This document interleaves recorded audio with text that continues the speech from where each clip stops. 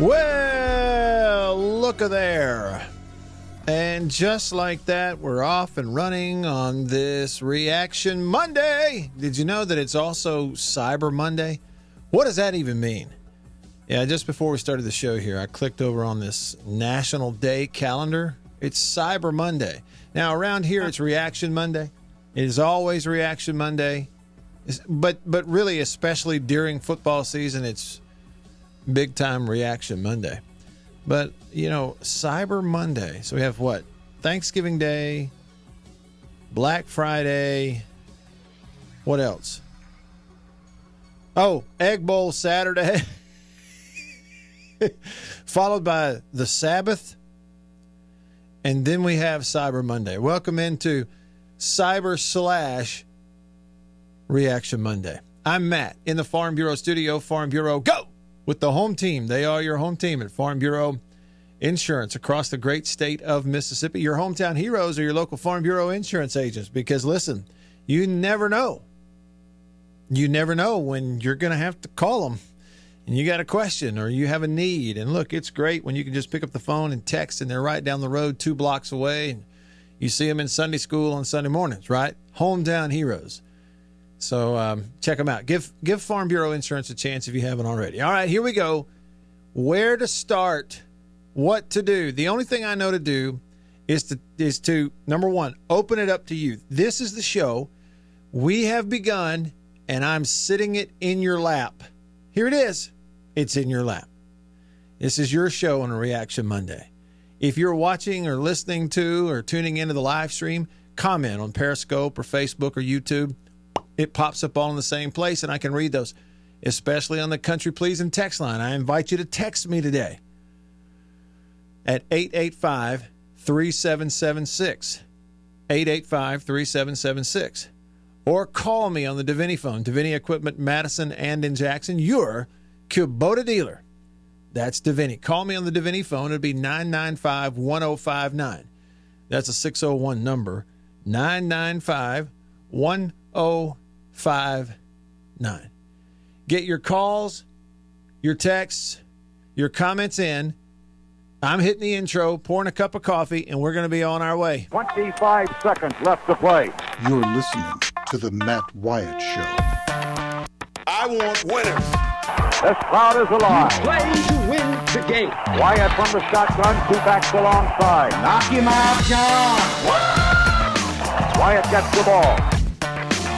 It won't be long. Wyatt back to throw. Wyatt looks, fires toward the end zone. Passes, caught for a touchdown by Matthew Butler. Speak to it. The Matt Wyatt Show. He's Radio Wyatt. Well, how am I going to go to college? I'll just play football. Yes, a little Jack, a little Jerry, and we are ready to go. All right, so let's see. Where do we start? Hey to everybody on the live stream on this Reaction Monday. Marvin was the first to comment. It was on Periscope, and he said scrambled soft. Oh, that's how he likes his eggs. The question that went out here on this Reaction Monday that went out on social media to let you know we're live said, how do you like your eggs? And Marvin said scrambled and soft. Okay, that might apply depending on which team you root for in the Egg Bowl. David, Hail State to you. He says hi. JB is not here today. We are going to check in with JB. He's a little under the weather. That's all I'm going to say about that. We're going to check in with JB coming later in the show, live on the show. In fact, he may be able to tell us what it's like from his perspective to live through as the kids say, the cocoa, that Rona. He might be able to tell us a little bit about that. Joy on Facebook says, our future is bright. I'm not even mad. Will says on YouTube, every State fan is thinking about the fumble by Williams at the 1-yard line. Ended up being the difference in the game, unfortunately. Mark says, hotty toddy. Augie said, small business Saturday. Okay, so you had Thanksgiving Day, Black Friday, small business Saturday, which is also Egg Bowl Saturday, and then the Sabbath, Church Day, Sunday, and then today, Cyber Monday. Dan says, Matt, your conversation with Rob Morgan was pure gold. Do that anytime. Thank you. Y'all want to see that? Back last week, Rob and I sat around the fire and kind of did the whole Glory Days thing. So check that out. It's on my Facebook page there, facebook.com/Radio Wyatt. What's up with you, Nick? Thanks for saying hello. And everybody else, I'll get to your comments. So let's look here, and we'll start the reaction. White Denzel on the Country Pleasin' text line. Country Pleasin' sausage on grocery store shelves throughout the Southeast. Walk up in there and say, Country Pleasin', please. They'll know why. They won't be surprised. You will not be the first that has asked for it. Trust me on that. White Denzel says, very impressed with how the Bulldogs played versus Ole Miss. Wally, Spivey, and Rogers are the future, and the future is bright. Man, Rogers can play. Yeah, Will. Rogers played pretty well.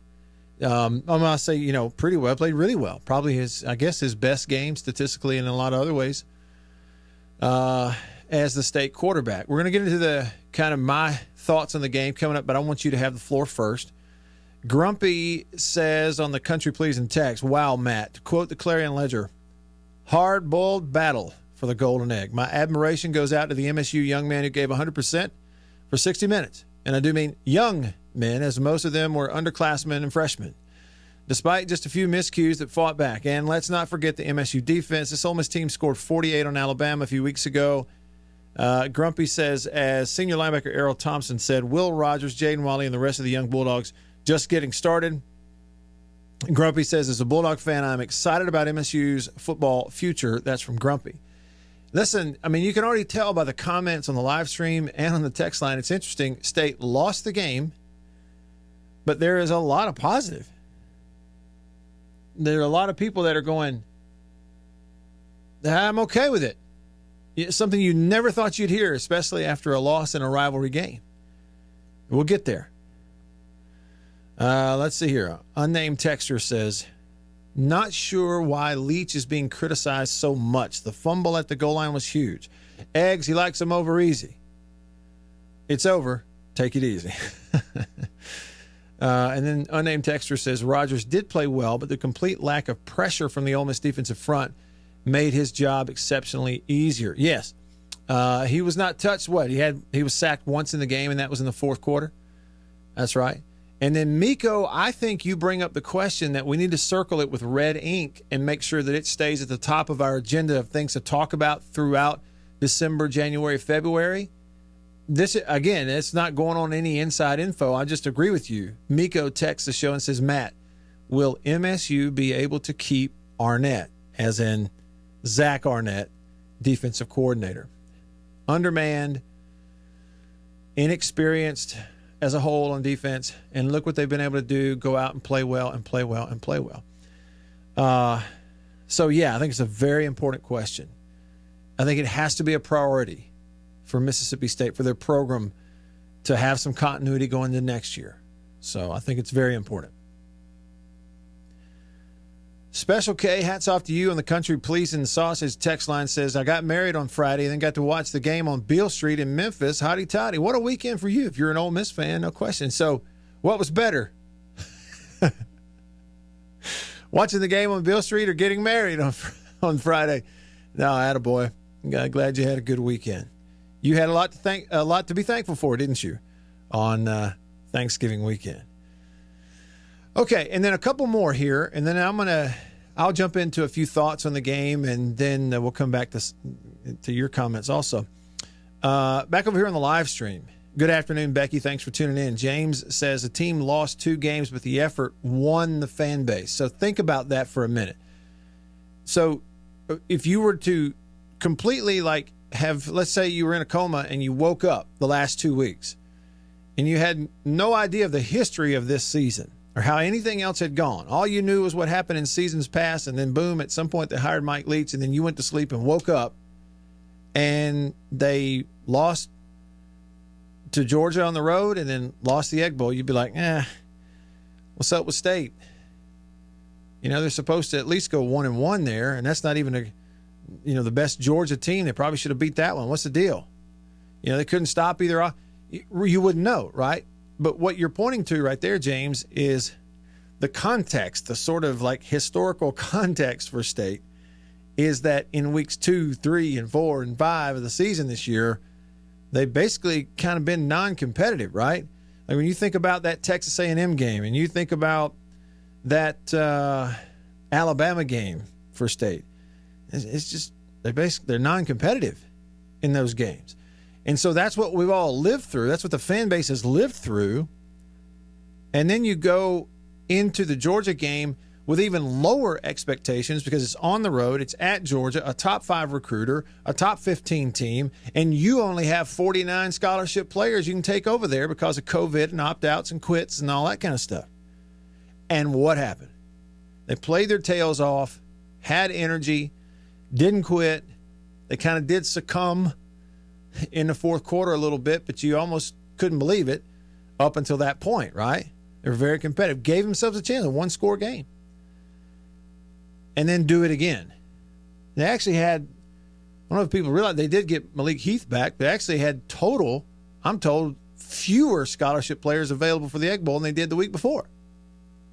But still went in there and fought and had a chance to win the game. And in a lot of ways, State should have won the game. They had every opportunity to win the game.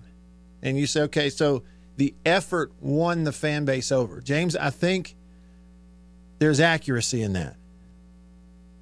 Because for several weeks, it's almost like the effort was not there. And the cohesiveness wasn't there. And the want to wasn't quite there. It didn't look like it anyway. But it has looked like it's there the last 2 weeks. So you have this dip, and now all of a sudden you're okay with it. It's interesting how that ebbs and that flows. Rashana says, hey, Matt, love listening to your show. You have actual knowledge of sports. And says you're not trolling like some of the other shows. Keep being your genuine self. Hashtag Hail State. Thanks so much, Rashana. I appreciate that.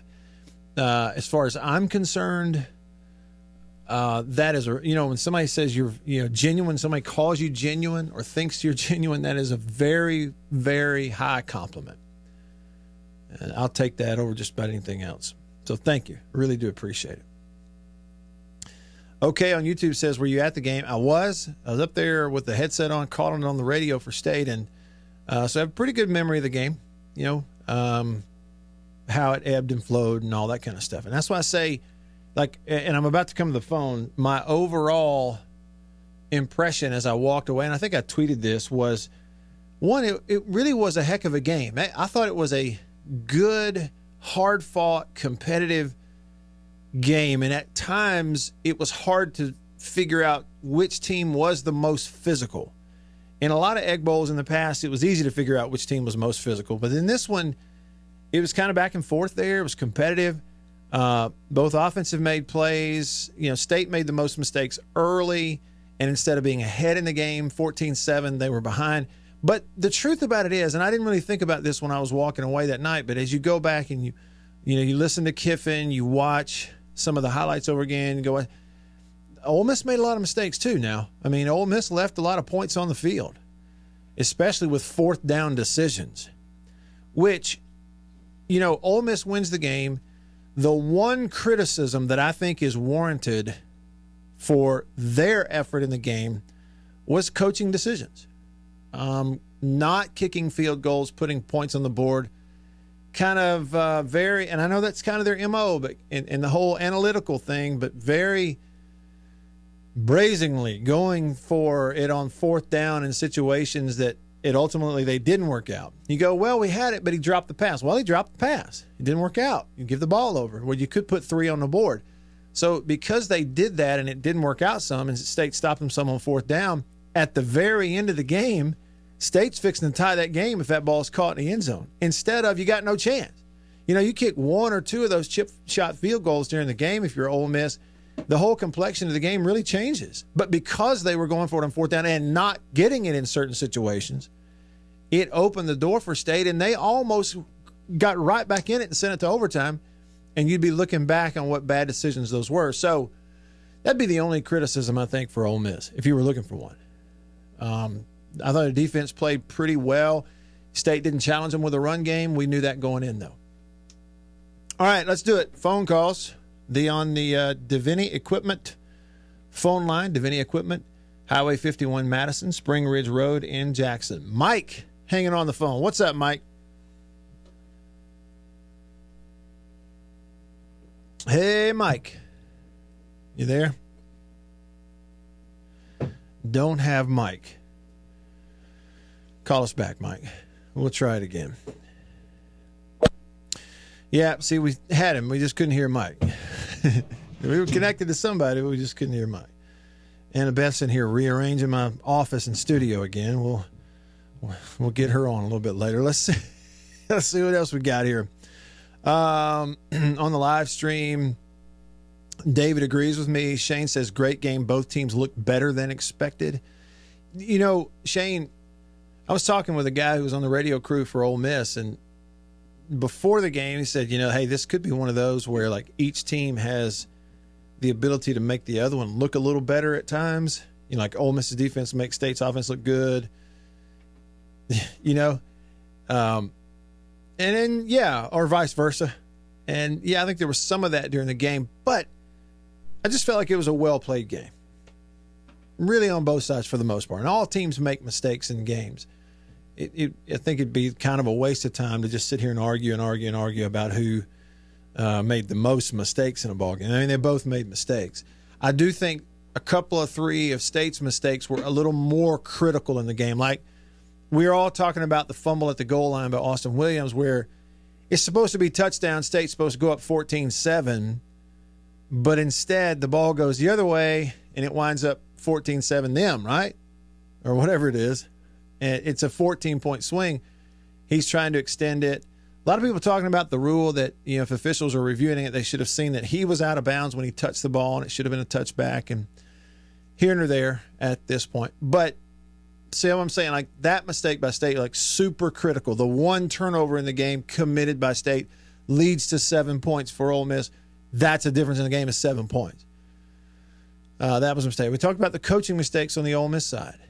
Ole Miss made some mistakes in pass pro throughout the ball game that led to, some pressures and getting off the field for State's defense. State had the bad snaps in a couple of key situations that totally killed their drive. State had a drop pass that hurt them, but Ole Miss did too. So what I think you're looking at is well-played game. Ole Miss had advantages, bigger roster, more full roster, more experienced roster. State, smaller and less experienced roster. State played really well at times, but also neither team able to really capture and capitalize on the game in the third quarter when it was available to them. And if you like State, we talk about that that play by Austin Williams on the goal line fumbling the football. Yeah, huge play, leads to 7 points, big play in a game. But in the context of the whole game itself, after that, you go to the third quarter, State's defense got some stops, including to start the third quarter. Yet the offense was unable to go out there and capitalize on those defensive stops. When the defense is saying, hey, we're giving you a chance to take the game, the offense couldn't do it, right? So you still had opportunities even outside of your mistakes. So I don't think the mistakes were the biggest story in the ballgame. Let's see what we got here. Yeah, Tony on YouTube says Matt Corral was slippery. He really moves around in the pocket well, doesn't he? They had a couple of first downs on scoring drives in that game that, a lot of quarterbacks get sacked or throw it away or give up on the play, and he didn't do it. I thought he played really well, and for Matt Corral's efforts, they gave him the co-offensive player of the week along with Mac Jones, quarterback Alabama. I think they were the co-players of the week. JB's watching us on Facebook. He says, hey, big number 7, have a great show. We're doing it. Our man Bill's filling in nicely. Tony says defensive turnover for Dogs would have been huge. And that's it, one turnover. The way that game felt in the stadium and being on the road, as the game went on, you could sense that Ole Miss's sideline and kind of their fan base was increasingly anxious during the game because State wouldn't go away, because Ole Miss was unable to put them away. You sense there was this increasing just anxiousness. Like, come on now. This is uncomfortable. They're hanging around. And you're right. Had State created that turnover, a strip sack or interception or something, it would have been, you would have really in the stadium, it would have felt like the momentum was flipping, and that, that just never happened. Just never happened. Brown Hornet, country pleasing text line. Matt, I never liked losing the Egg Bowl game in any year, but I'm just glad they got to play it, and it was a clean and competitive game. I'm with you, Brown Hornet. That's one thing about it, too. It's like the year feels so different anyway, and has for everyone. It was super odd to be in there for that Egg Bowl and it be so few fans. And the ones that were there, I give them credit. They were really into it. It was pretty loud. Yes, comparatively, when you're talking about a stadium with 25% of its capacity, I think there was a little more than 25%. So not a bad one, but not a bad crowd, that is. But, I guess as loud as it could be. But still, it was weird to have this rivalry game, and then you look around and everything's just so sparse and so different, and parking so easy, and no tailgating. It's just like it has been all year long, like this really, I don't know how to describe it other than just weird atmosphere on these campuses this year. And that, included Saturday. It was a clean game. You didn't have any shenanigans, all that kind of stuff, which is great. And pretty well played. One turnover between the two teams. It wasn't a huge goof on the offense part. It was where guys reaching for the ball, defense slaps it out of there. They made a play, Kicking was pretty clean. So, and that's it too, Brown Hornet. A lot of people said, well, State was so undermanned and so few scholarship players. Why didn't they postpone it until they could get their roster up? And why didn't they move it back? And I think people don't understand that every player wants to play games. Every coach wants to play. They want to play. The last thing they want to do is sit at home and not play. Well, you don't have enough players. I don't care. Just give us somebody to give us 11 so that we can go play. Well, you might lose. We might win. Players just don't look at it like the rest of us. So I'm like you. I'm really glad they got to play, and now a chance for State and Ole Miss both to still get 2 more games in, even though all that's been pushed back a couple of weeks. All right, just getting started with you here on this Reaction Monday. Really and truly just getting started. Lots of comments coming in, lots of texts, phone calls. We'll get to all of it next. Y'all stick around. This is Jake Mangum, all-time hits leader in Farm Bureau Insurance stands ready to provide financial relief to our communities in this time of crisis. This includes a one-time credit to all personal auto policyholders, a donation of $500,000 to the Mississippi Food Network, and additional payment options for those hit the hardest, all while continuing to service customer claims as well. But this is the time to go above and beyond. These are a few ways we're keeping the Farm Bureau promise. To learn more, talk to your agent or visit us online. Go with the home team. Every farmer understands their farm can't thrive without some good partners like sun, soil, and rain. And farmers in North Mississippi also rely on another important partner, Mississippi Land Bank, because land and farm financing are Mississippi Land Bank's primary focus. We've grown alongside these farmers' crops for more than 100 years. We understand what a farmer needs, and we know the lay of the land in North Mississippi, and that's where I stand.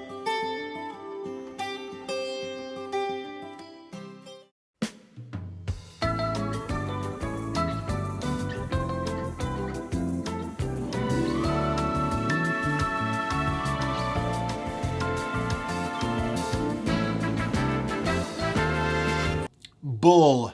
There's a lot of that out there in the wireless world. But C Spire believes that you deserve a plan that is what it actually says it is. Here's the real deal. The best plan for 1 or 2 lines. Unlimited talk and text with 10 gigabytes of high-speed data. And here's the real deal.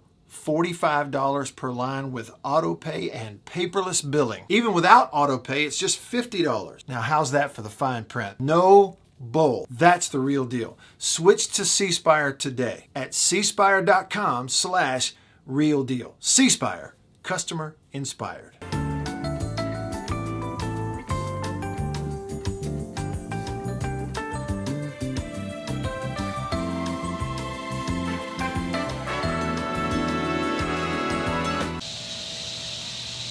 Man, that sounds like summertime in Mississippi, doesn't it? You know what else just screams summertime in Mississippi?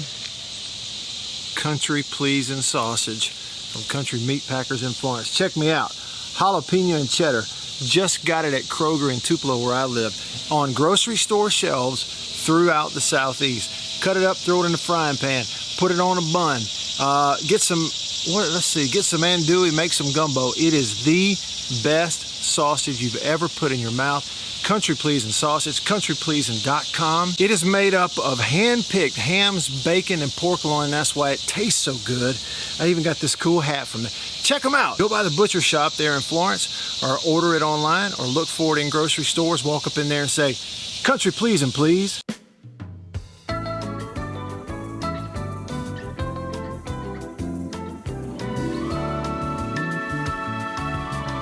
Matt Wyatt Show on 105.9 The Zone.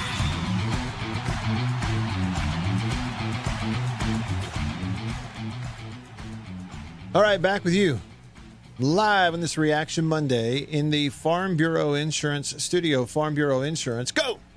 With the home team. They are your home team at Farm Bureau. Check them out online, favrates.com. Joining us in the Farm Bureau studio, the homecoming queen. Hey. Hey. All right, so here's the thing, HQ. You're all in maroon today. Yeah, all maroon. Maroon. Well, yeah, okay. So I didn't really think about that, as you well know. I don't necessarily always think about what I'm wearing, other than I like to wear hats, like this cowbell hat from the Mississippi State University golf course. I really like that hat, actually. It's really my favorite.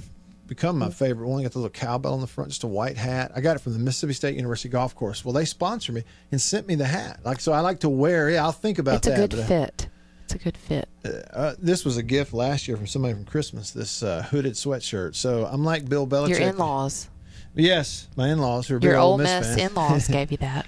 So I don't really think about what I'm wearing, hardly ever. And today, I had to make a trip to the bank, and then I ran by Lowe's. I wore my mask.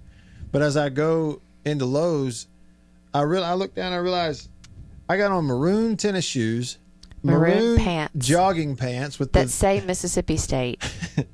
You're the all maroon in. Hooded sweatshirt and a cowbell hat, and I thought, there's no doubting. These people are looking at me like true maroon right there. And then people look at you like, hey, well, they lost the game. Why are you wearing all this stuff? I'm thinking, win or what lose, difference does the game make? Win or lose, you still wear your colors. Hotty toddy, Matt.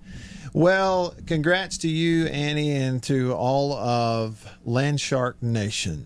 I was close on my you score. Almost nailed it. For those that don't know, I wish I had the audio clip. I'd play it. For those that don't know, Annabeth predicted on Friday on this show. Was it Friday? Yeah. I think it was either Friday or Thursday. No, Wednesday. It was Thursday. Tuesday. Oh, Tuesday. That's right. We were off Wednesday, Thursday. The last show we had before this one, Annabeth predicted that Ole Miss would win 28-21. It was close. You told me I was in 7-point margin. A 7-point margin.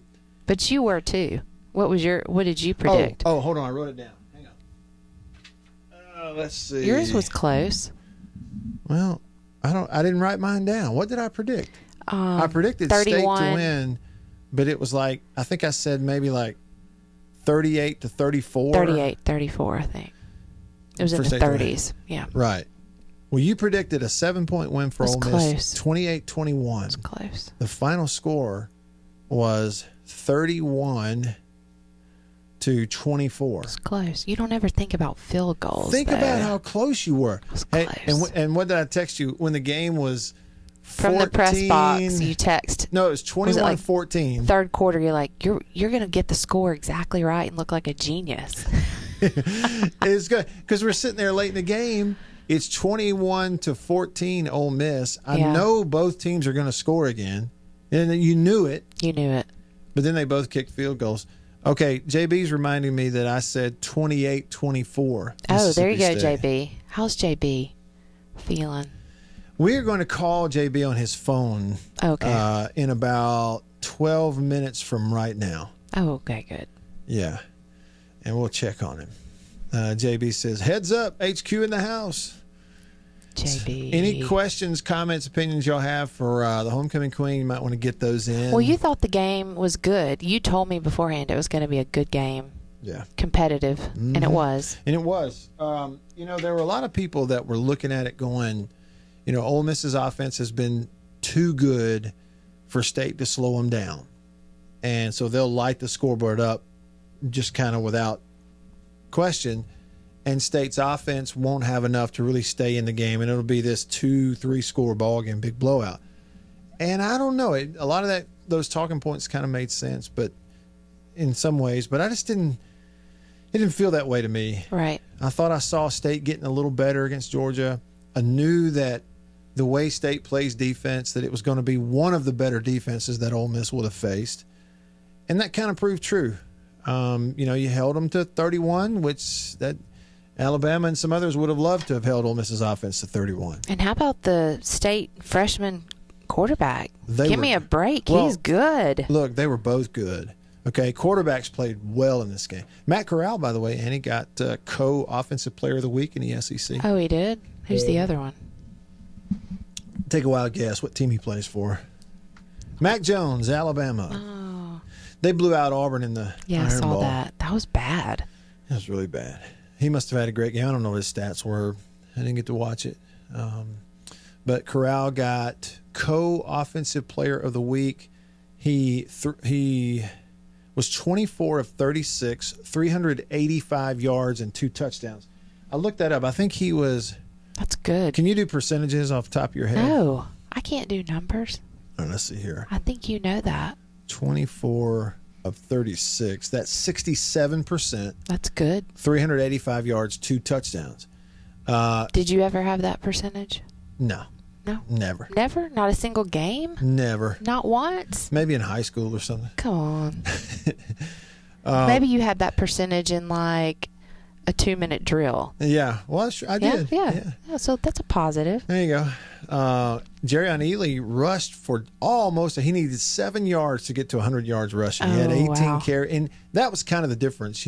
Ole Miss didn't throw it for as much as State did, but they ran it for a bunch more than State did. They were more balanced. 18 carries, 93 yards, a touchdown for Ely.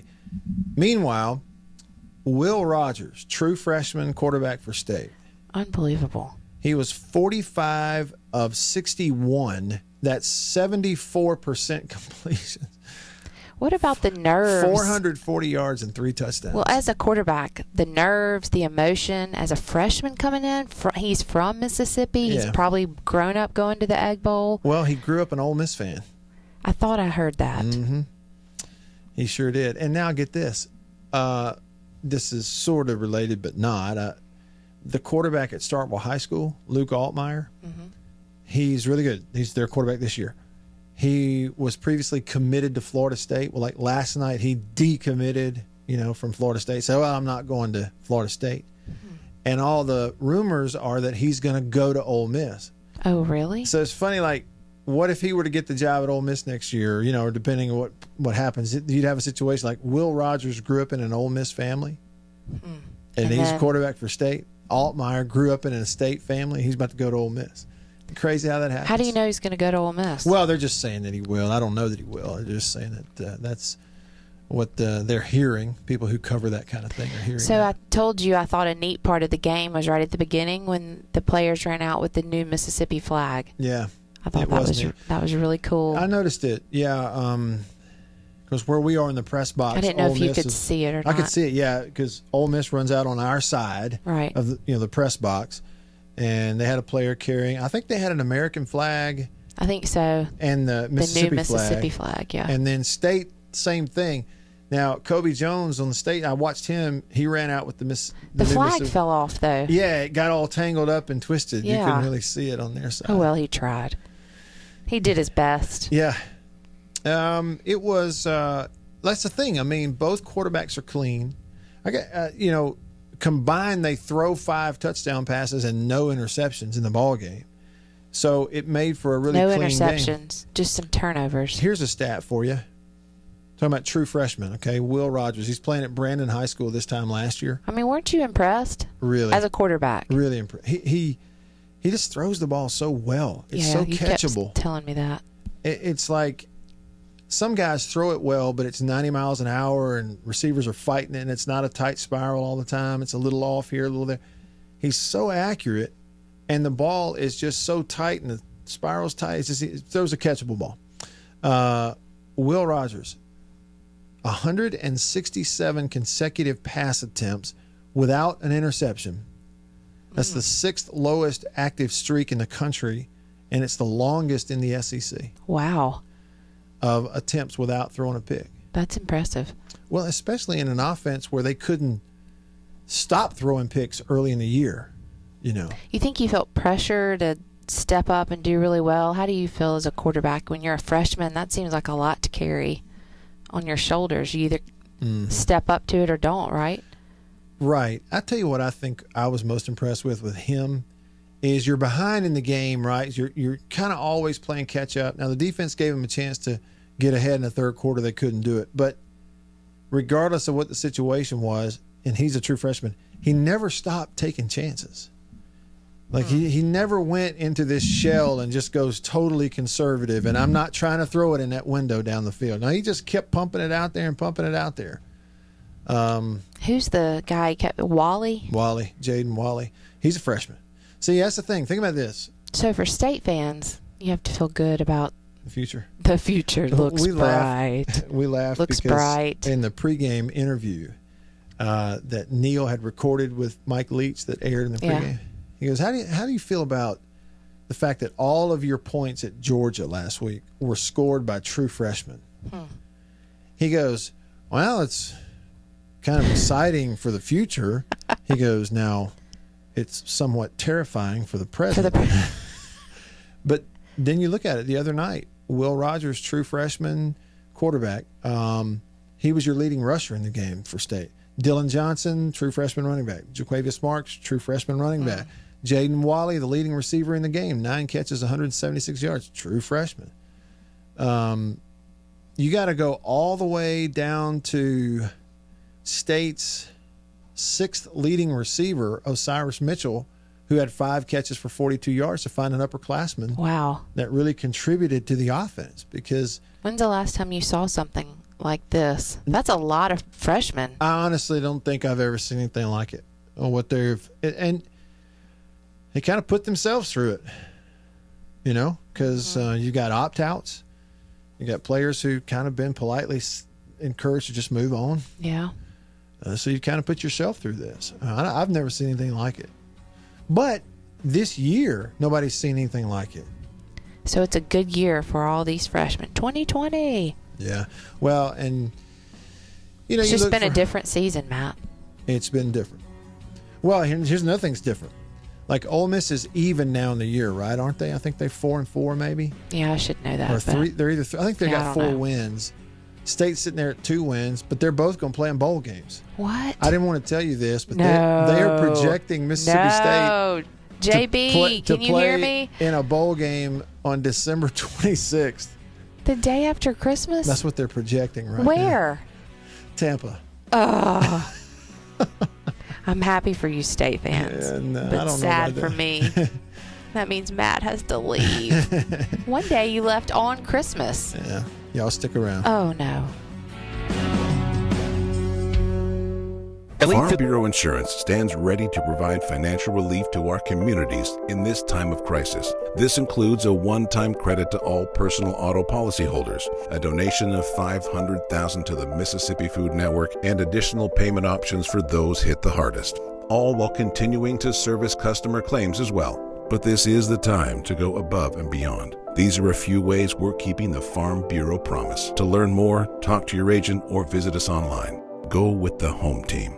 Every farmer understands their farm can't thrive without some good partners like sun, soil, and rain. And farmers in North Mississippi also rely on another important partner, Mississippi Land Bank, because land and farm financing are Mississippi Land Bank's primary focus. We've grown alongside these farmers' crops for more than 100 years. We understand what a farmer needs, and we know the lay of the land in North Mississippi, and that's where I stand.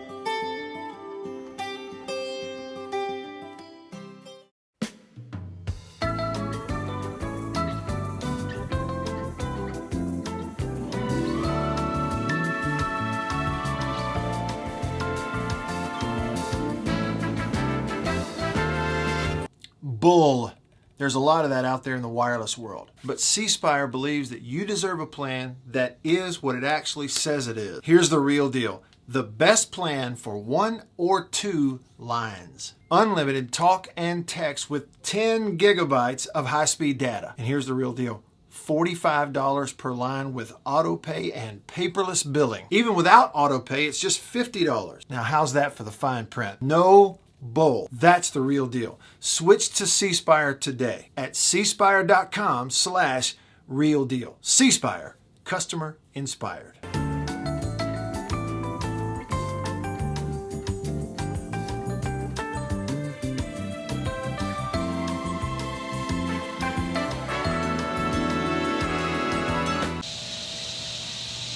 Man, that sounds like summertime in Mississippi, doesn't it? You know what else just screams summertime in Mississippi? Country Pleasin' sausage from Country Meat Packers in Florence. Check me out. Jalapeno and cheddar. Just got it at Kroger in Tupelo where I live. On grocery store shelves throughout the Southeast. Cut it up, throw it in the frying pan. Put it on a bun. Get some andouille, make some gumbo. It is the best sausage you've ever put in your mouth. Country Pleasin' sausage, countrypleasin.com. It is made up of hand-picked hams, bacon, and pork loin. That's why it tastes so good. I even got this cool hat from it. Check them out. Go by the butcher shop there in Florence, or order it online, or look for it in grocery stores. Walk up in there and say, Country Pleasin', please.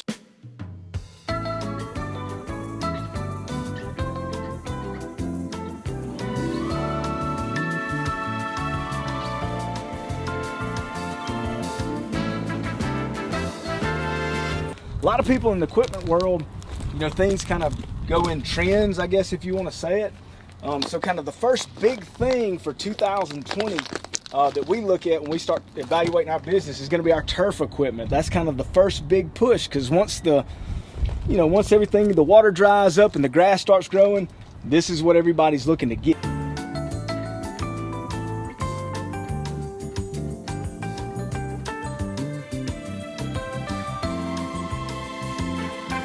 We carry the new Wright stand-up mower. Doesn't look like much and it's dirty as all get out.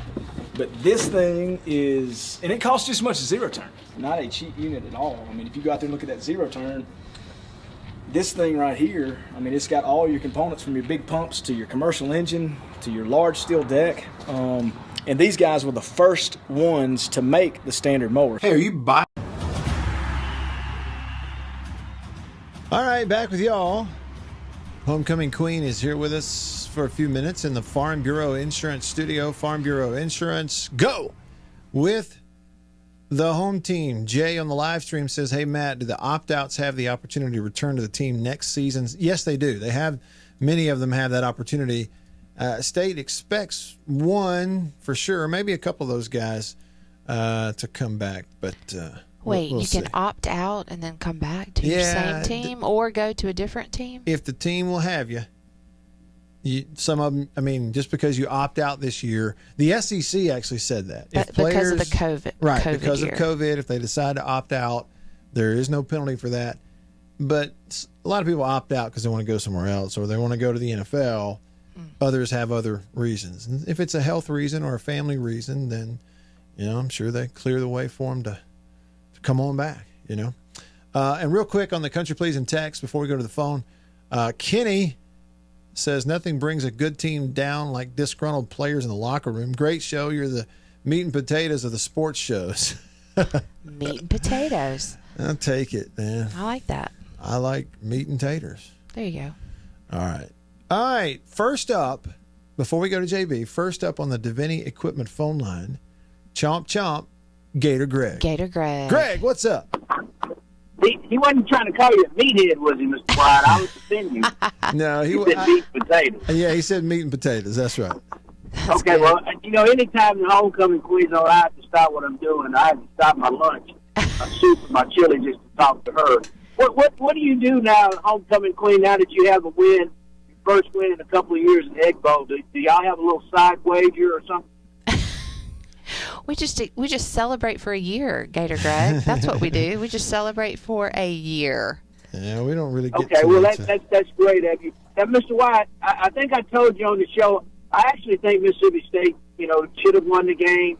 I know woulda, coulda. Yeah. That tight end fumble, I think I told you last week, I wasn't surprised.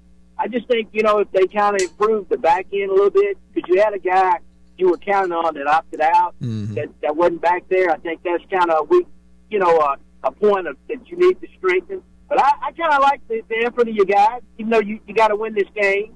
And, maybe they'll use that a little bit of motivation. And then maybe if you go to a bowl game, get the extra practices, the extra games, that'll help you. I just have to ask you about your guy Mahomes and the Chiefs, Mr. Wyatt. I think the only thing about it, he wanted to beat Brady so bad. He wanted to go through Brady and take Brady's heart out, get another title. Both the Manning brothers got to do that to Tom Brady, but Patrick couldn't do it. He should have won that first year. And what's up with Chris Jones? Did somebody take his turkey leg?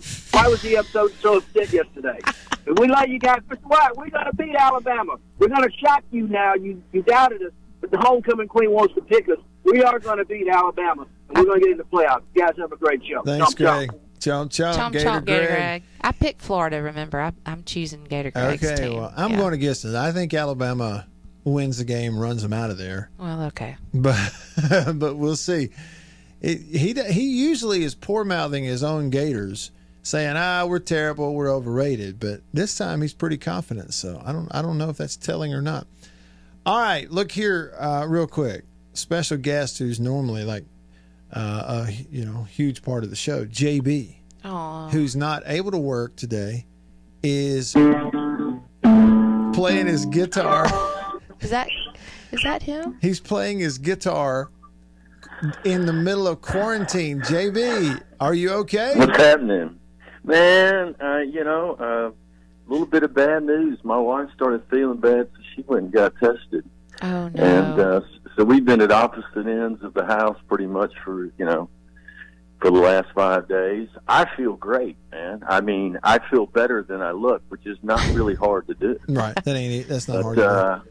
Okay, no, but here's the thing, though. Bless your heart. So you, last week, after we got done with the show on Tuesday of Thanksgiving week, right.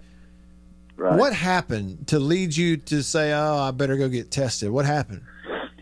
Man, I had a really nice lunch at Live Oaks. I had a chicken salad and big old glass of sweet tea, and I took the sweet tea with me back to the studio. And about 2:30, I noticed when I took a sip of the tea that it just didn't taste right. And so, me, I'm a candyaholic, and so I'd given Beef a bunch of candy, and he hadn't eaten it yet. So I retook one of the things I had given him because I knew it would be very sour. Popped that in my mouth and realized I can't taste anything. Oh, no. And so I called my wife, told her what was going on, and went straight to MEA, but couldn't get in there. And so early Wednesday morning, I got up, went to the doctor, and had a test done and came back positive. So, well, look, it's terrible. It's terrible to test positive for coronavirus. You know what's even worse, Right. JB, though? Even worse than that is not being able to taste anything at Thanksgiving.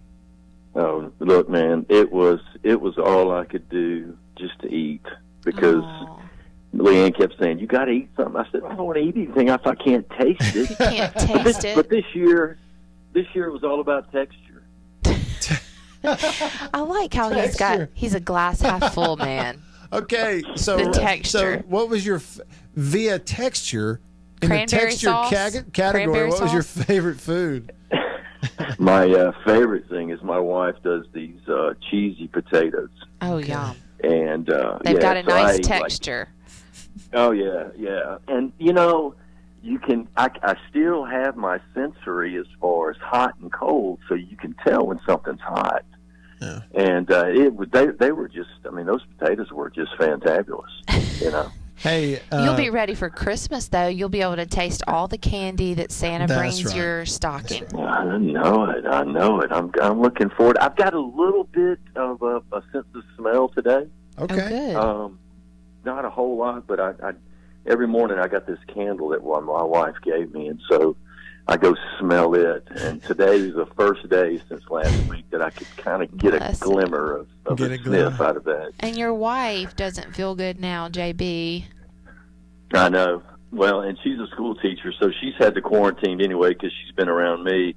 Oh, gosh. But in order for her to fill out all the forms and dot all the I's and cross all the T's. It's kind of like I told people, my olfactory receptors have not been very receptive, and my taste buds have not been very buddy-like. JB, so you haven't had any fever or anything like that? Nothing. That's great. No fever. That's good. The only thing I've got is bored sick. Yeah, bored. That's me. I get out every day about 2 o'clock and I get in my car and I ride on the back roads of western Hinds County. Okay. And put on some good music and actually been doing a lot of praying that way too. So there you go. I noticed that you get in the car at 2 o'clock, but you're not listening to Matt. Well, I haven't been on. Well, that's right. So maybe now at 2 o'clock he'll listen to you. Probably what I'll do is wait for my ride till about 3 and then go about 3. That way, if I want to sit around the house, if I want to call up and pretend I'm somebody, there you go. I like it. I like it. Or just play us a tune, right? Like, so I guess you you got quality time to practice. Yeah. Doing that, and I've got a new book by Greg Isles called Cemetery Road that I'm reading, which just got into it, but it's pretty good. He's one of my favorite authors. From Natchez. Greg Isles is from Natchez, yeah. That's right. And I hear Natchez just got indoor plumbing last week. So, JB, did you know I was born in Natchez? I have a bunch of friends from Natchez. My dad, I did not know that. Yeah, my dad is from there. We'll have to talk about that one day. My dad's from there. My parents met there. Well, Centerville's just a stone's throw away from there, and I did a lot of. Matter of fact, the only time I've ever prayed for a dead person was when I was a new pastor in Centerville, and I was in Natchez. Oh. These people had asked me to go up to see them, and I know y'all are up on the break, so I'll run out of this real quick, but asked me to go see this person, and I got there, and nobody was in the room, and so I just walked in and sat down by his bed, and he looked asleep to me, so I just finally put my hand on him and just started praying for him, and about halfway through the prayer, I thought, something's weird. And I got down and I looked, and I kind of put my hand up underneath his nose. Oh, no. And I rushed down the hallway and told the nurse, I said, "Nurse, I don't think Mr. So-and-so's doing okay." She goes, "No, he's not doing well at all. He's doing way better than us." I said, "What do you mean?" She goes, "He died about an hour ago." Oh, JB. So that was one of the weirdest prayers I've ever voiced. Well, but, there you go. There you have it. It reminds me of that scene in Nacho Libre, right? The opposite happened, though, where he went in and put the napkin over the guy's face, 2 coins over his eyes. He thought he was dead, and turned around, and all of a sudden he hears the coins hit the floor. JB, Matt loves that movie. Looks over his shoulder. Looks over his shoulder, and the guy just looks at him, and it scares the you-know-what out of him. Turns out all he did is he had the flu. Yeah, he just had the flu. Yeah. So we had a good Corona check-in with JB today. JB, we made you laugh. You can't smell, you can't taste, but you can laugh. Well, get well soon, man. We miss you. Amen. Love you guys. Get y'all well, have a JB. great day, and thank you, HQ. Appreciate y'all calling. Yeah, thank you. He cannot smell Bless his what the heart. Rock is cooking. You need to send him some country pleasing sausage. That might wake his taste buds up. Well, if it doesn't, he just make him mad. Yeah. Imagine that's you can't true. taste. Somebody gives you a bucket full of country pleasing sausage. Oh, that's bad. Bless his heart. Oh, bless his heart. Hang He's in there, in good JB. spirits. Yeah, he is. He is. Hope his wife's okay too. Stuff's going around. Y'all hang in there. All right, that's hour 1. It flew by. Coming to your texts, Rick and Brian and Cowbell, and all your comments on the live stream. That's all coming up to start hour number 2, right around the corner. Stay with me. Farm Bureau Insurance stands ready to provide financial relief to our communities in this time of crisis. This includes a one-time credit to all personal auto policyholders, a donation of $500,000 to the Mississippi Food Network, and additional payment options for those hit the hardest. all while continuing to service customer claims as well. But this is the time to go above and beyond. These are a few ways we're keeping the Farm Bureau promise. To learn more, talk to your agent or visit us online. Go with the home team. Every farmer understands their farm can't thrive without some good partners like sun, soil, and rain. And farmers in North Mississippi also rely on another important partner, Mississippi Land Bank, because land and farm financing are Mississippi Land Bank's primary focus. We've grown alongside these farmers' crops for more than 100 years. We understand what a farmer needs, and we know the lay of the land in North Mississippi, and that's where I stand.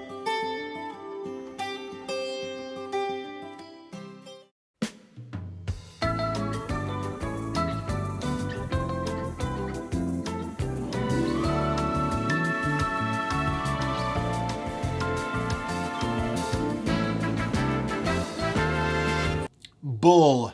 There's a lot of that out there in the wireless world. But C Spire believes that you deserve a plan that is what it actually says it is. Here's the real deal. The best plan for 1 or 2 lines. Unlimited talk and text with 10 gigabytes of high-speed data. And here's the real deal. $45 per line with auto pay and paperless billing. Even without auto pay, it's just $50. Now, how's that for the fine print? No bull. That's the real deal. Switch to C Spire today at cspire.com/real deal. C Spire, customer inspired.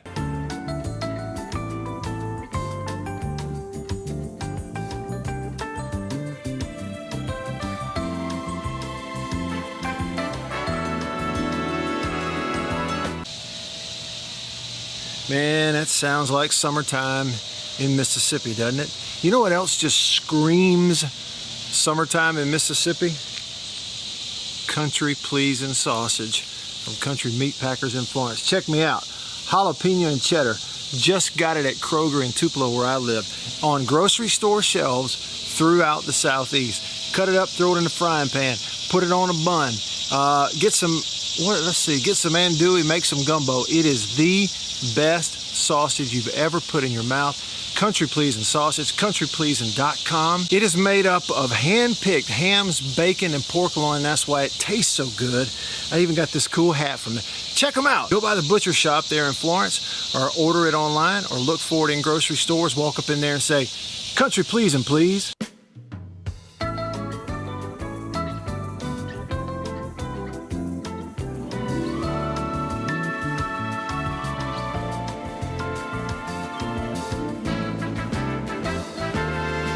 A lot of people in the equipment world, you know, things kind of go in trends, I guess, if you want to say it.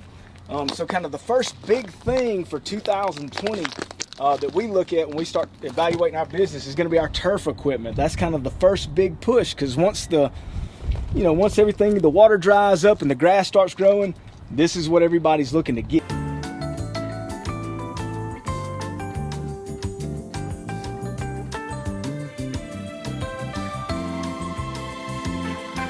We carry the new Wyatt stand-up mower. Doesn't look like much and it's dirty as all get out. But this thing is, and it costs just as much as zero turn. Not a cheap unit at all. I mean, if you go out there and look at that zero turn, this thing right here, I mean, it's got all your components from your big pumps to your commercial engine to your large steel deck. And these guys were the first ones to make the standard mower. Hey, are you buying land or selling it? You need to let Matt Anderson with National Land Realty help you out. Matt Anderson Properties. Here's what Matt can do. If you're buying land, you can view the property without ever setting foot on it. They've got the 360-degree interactive drone touring. It's really cool. You got to check it out. And if you're selling property, Matt's going to get you consistent reports, comprehensive reports of who's looking, how many people looked at your listing. You need to let him help you. Matt Anderson Properties with National Land Realty. Call him, 601-408-5155. Hey, if you listen to the show, you know that the new third hour of the Matt Wyatt Show is brought to you by Overstreet Properties in Starkville. Here's what you need to know. If you're looking for a weekend home or condo, full-time residence, investment property, maybe just an apartment to lease, you got a student going to school at state, call Kane Overstreet at Overstreet Properties. In Starkville, it's 323-8618, or look them up online, overstreetproperties.com.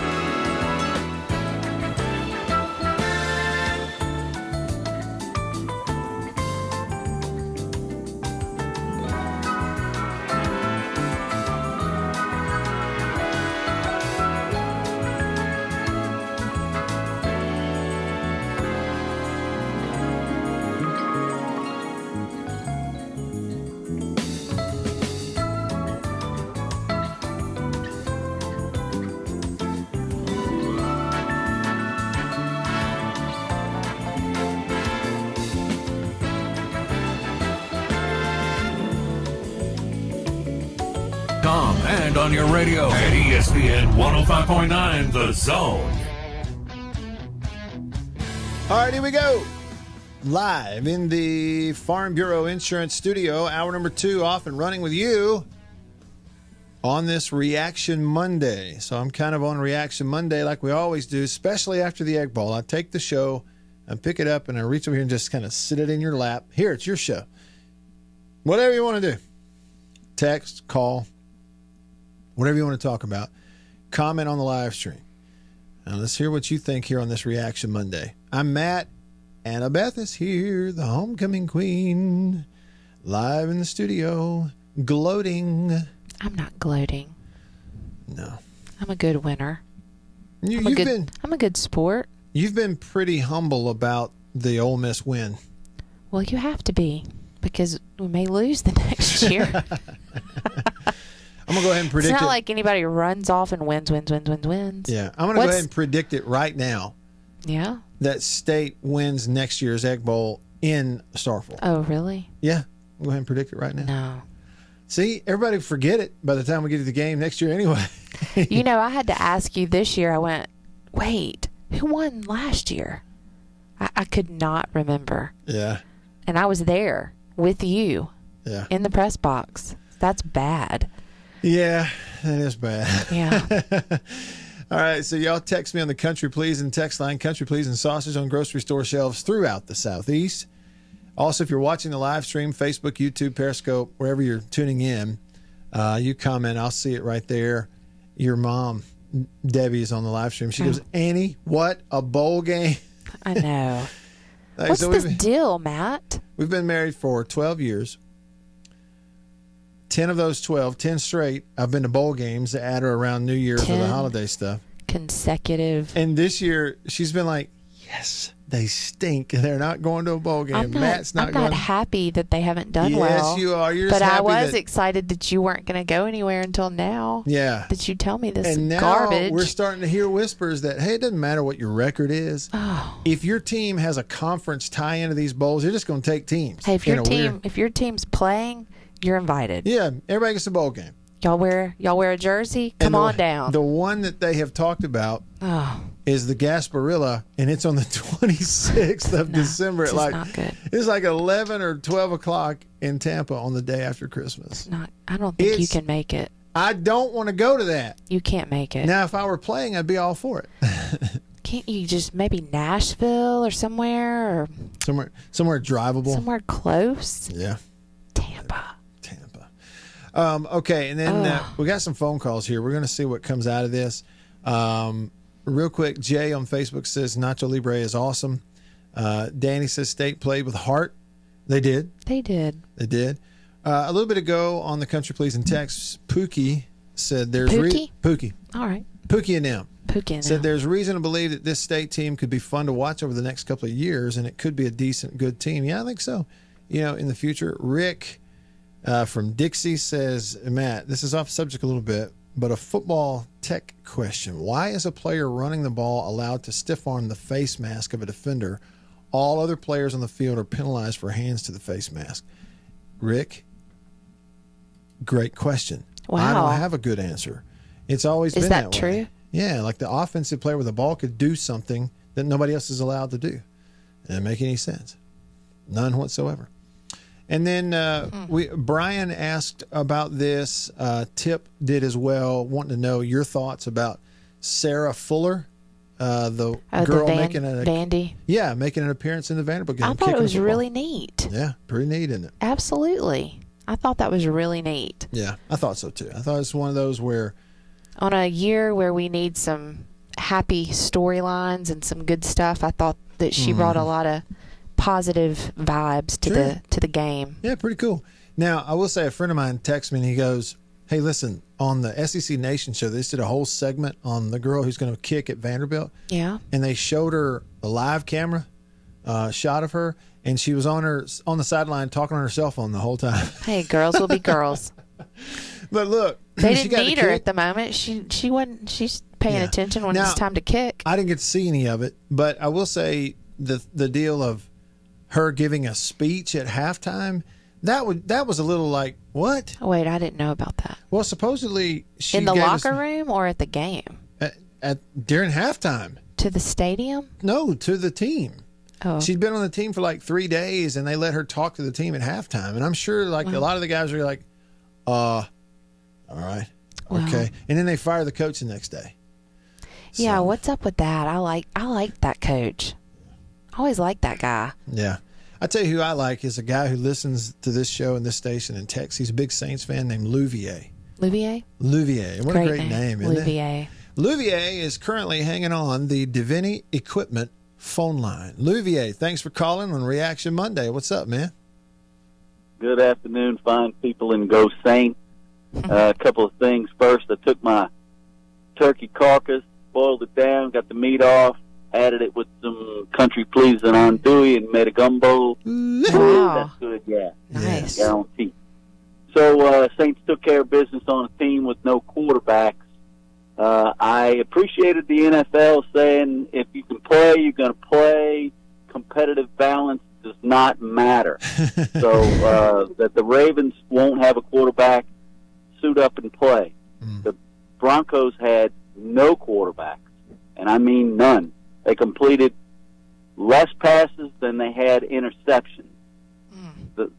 Think of that. Digest that. And so, not one for splitting hairs, but State did have their chances to win, and down by 10 with about 4 minutes and 2 timeouts. You're in field goal range. I don't care if it's first down. Kick the field goal, and you got a better chance to win. Do that math. Why you keep trying to score the touchdown, you need both. You got to have both. You didn't get the touchdown.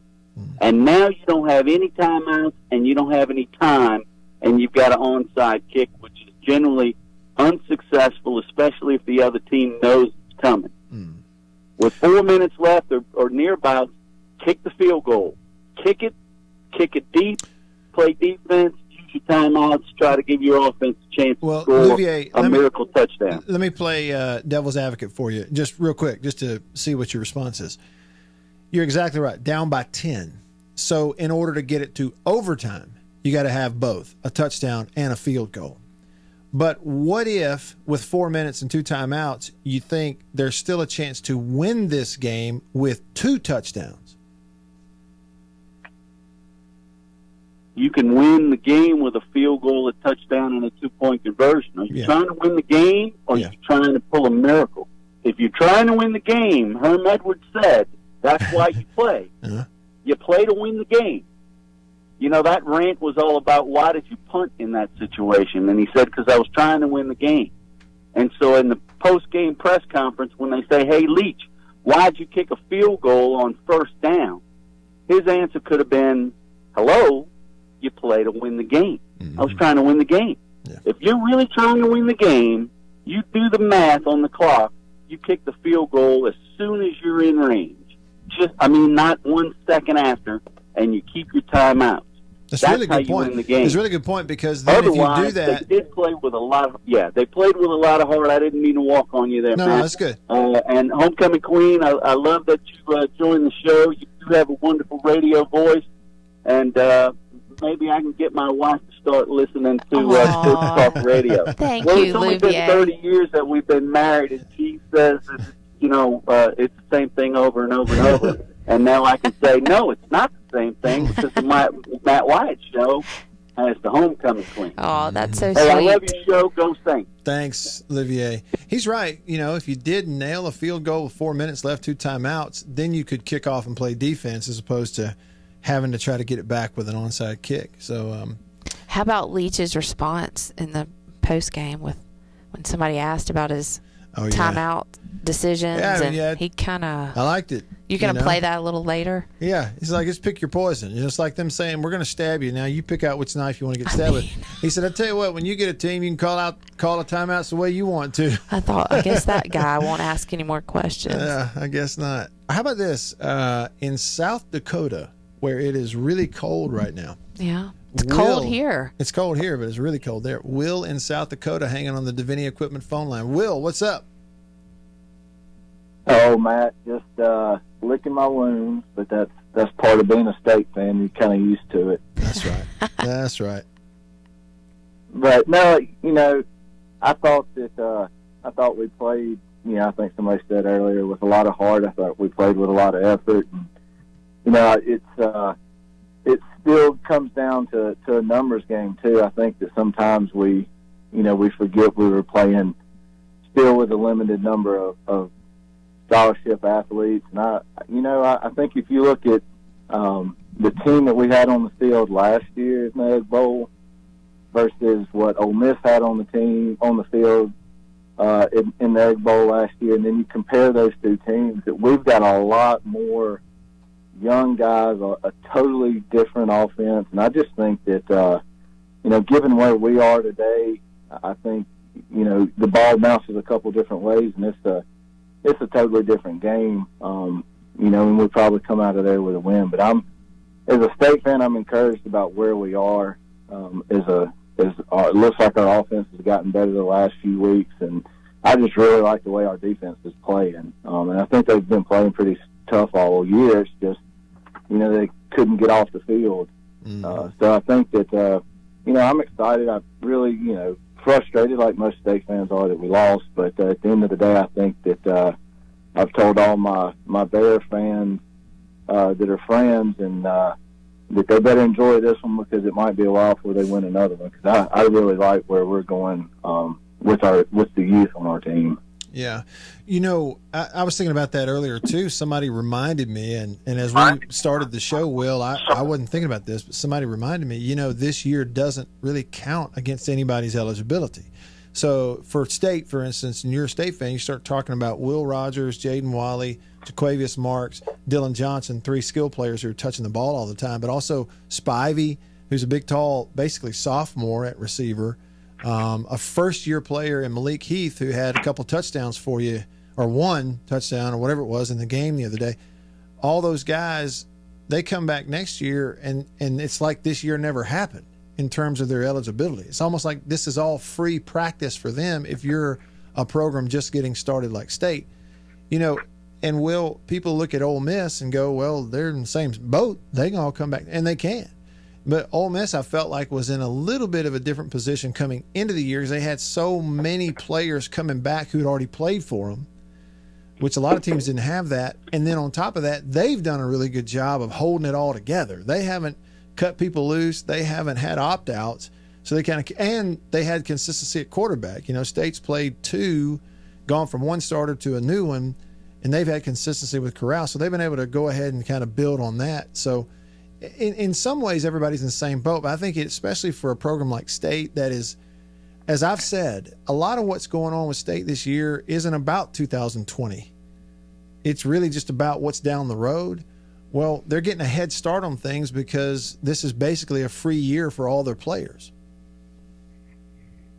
No, I agree. And that's why I think I'm excited about it is and you said it, when you just talk about experience that the Bears had on offense compared to where we were last year, or compared to where we were this year, right?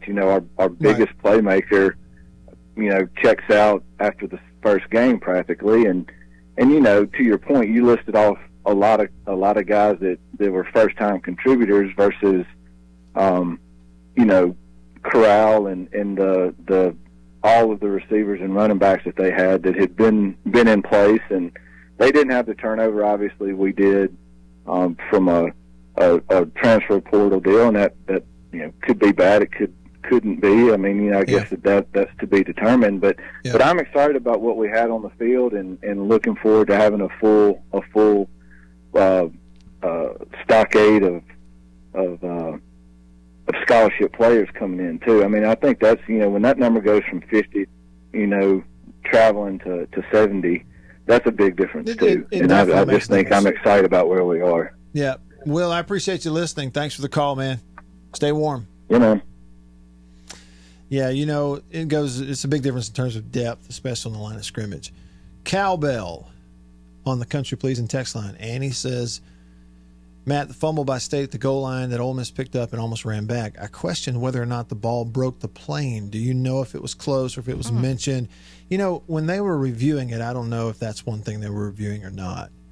You were right next to the guys in the press box, weren't you? Yeah, right that next were to reviewing it. I remember you saying that. We're looking out. You didn't knock on the window and say, "Hey." Well, I couldn't. It was between two windows. You walk out of ours, a little staircase, but then right around the corner, I could see the two replay guys up there. You know what people talked about on that one is, according to the rule, if a player there's a loose ball, fumble or a loose ball, if a player is out of bounds and touches the ball, then it's dead wherever he touches it. It's a dead ball at that point. And Williams, the receiver for State, even though he just fumbled, he's out of bounds, his feet are out of bounds, and he actually touched the ball, but it was in the end zone technically. So it should have been a touchback. Dead ball, touchback for Ole Miss, bring it out to the 20, and they go 1st and 10. Instead, they allowed them to return it. Yeah. And I think that's a case of replay officials and officials on the field not really being aware of the rule. That's bad. Well, it is bad. But I can't help but think, too, that we've had some of that this year in football, that the officials also are some of their stuff as a result of COVID, and they haven't had normal training, normal meetings, normal conferences where they get together, and the normal coaching and stuff that they go through to be ready for a season. That they haven't had it either. It's been odd also, yeah. Yeah. Let's see. We got somebody, Joe Pesci. What would happen to that kicker, the girl, if she tried to tackle Elijah Moore? She better not. I mean, it's one of those. It's great. She better just run off. And the ability to kick. Listen, there have been women who've kicked before in college football. Right. There was one at a Division II school years ago, right down the road at Itawamba Community College. Yeah, that's right. ICC. From Hughes. Taylor. Taylor Hughes from Tupelo High School. Tall, great athlete, beautiful girl. She was in the Mississippi pageant. Yeah. Mary Liddy thought it was really cool that she played football and was in a pageant. And she's like 6'3". Yeah, she's tall. And had brain surgery. Yeah. At one point, but then after that, and actually was a kick. She was the kicker for Pontotoc High School. And this is in the last 3-4 years. Yeah. Went to ICC. It's happened before. But in certain cases, like if she kicks that ball, I guarantee you the deal was for her, hey, look, if they begin a run back, if it doesn't go in the end zone and something crazy happens and that thing breaks, you stay out of the way. Do not stick your head in there and think you're going to tackle one of these guys. Yeah, that's right. Can you imagine if Mary Liddy was out there to do that? No. No. Hey, look at me. Not happening. No. Not happening. A named texter said, was the offense State was running Saturday considered the air raid, or did they adjust their offense to attack Ole Miss and get some results that way? No, they didn't adjust anything. That offense is the same thing you've seen week after week after week after week after week. It just happens to start working all of a sudden, huh? Well, when they play Ole Miss? Yeah. Well, the last couple of weeks, they've just been a lot better at it. Okay, so Mom, that's my grandmother, Miss Ole Miss, 1948. What is she, 93? She's 93. She talked to me on the phone about the game. She goes, I tell you what, Ole Miss is really good at playing people who tend to get a lot better the week before they play Ole Miss. These teams tend to just get a lot better the week before they play Ole Miss. On Twitter, Rebastottle says, last season Ole Miss had 80% of rushing yards come from freshmen and 100% of passing yards last season. Oh. 24 of the 29 rushing touchdowns came from freshmen. How about that? And, you think about that. Here's the other thing to think about. So for Ole Miss, last year, Jerrion Ely and then Connor were freshman running backs. And the way that's paid off for them this year, the experience of sophomore, how much different really they are. They were good last year. But if you had an offense last year that played Matt Corral, wow, in a normal, that would have made a huge difference. And now look at where he is this year, and he'd be even a year ahead of that had they just played him last year. The kid's good now. He ain't big, but he can play. He's not that big. I saw that picture of him in the locker room that was, I don't know, Twitter, Facebook, without his pads on. I said, Matt, is this Matt Corral holding the Egg Bowl trophy? It was him. He's not a big guy. He's small. But he's tough, too. He can run, and he throws maybe the best deep ball I've seen all year. Really? And the kid at Georgia was pretty good, but he underthrew a couple. Matt Corral throws the deep ball better than he does. And that's a former 5-star. No question about it. He got the right look. Now, you can say what you want. I've been saying this since the day he was hired.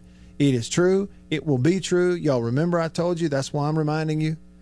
The 3 best quarterbacks coaches in the country are Dan Mullen, Lane Kiffin, and Mike Leach. It has been that way. It is that way, and it will be that way, and the results will back it up. You look at Matt Corral, look at Will Rogers, what he's doing right now under Mike Leach as a true freshman, and he hadn't even played the whole year. Will Rogers has started 3 games against SEC teams, and already at this point has made leaps and bounds, just goes out, throws for 403 touchdowns and no picks, and has the longest interception-less streak in the SEC going right now. Not 403 touchdowns. Is it touchdowns? No, 400 yards and 3 touchdowns. 3 touchdowns. 400 yards. Back it up there, Matt. Back up and punt. I got to slow down. Take a deep breath, True Maroon. Goose from...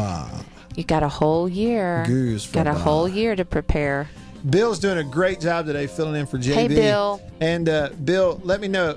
I don't know if we have Ed from Baton Rouge or Joe from Baton Rouge or both. Let me know if I got 1 or 2 callers, and we'll go to them. Ed and Joe. Oh, Ed and Joe.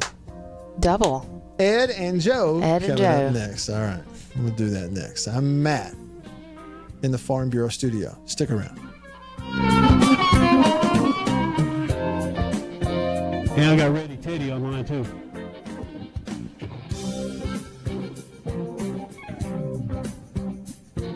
Farm Bureau Insurance stands ready to provide financial relief to our communities in this time of crisis. This includes a one-time credit to all personal auto policyholders, a donation of $500,000 to the Mississippi Food Network, and additional payment options for those hit the hardest, all while continuing to service customer claims as well. But this is the time to go above and beyond. These are a few ways we're keeping the Farm Bureau promise. To learn more, talk to your agent or visit us online. Go with the home team. Every farmer understands their farm can't thrive without some good partners like sun, soil, and rain. And farmers in North Mississippi also rely on another important partner, Mississippi Land Bank, because land and farm financing are Mississippi Land Bank's primary focus. We've grown alongside these farmers' crops for more than 100 years. We understand what a farmer needs, and we know the lay of the land in North Mississippi, and that's where I stand.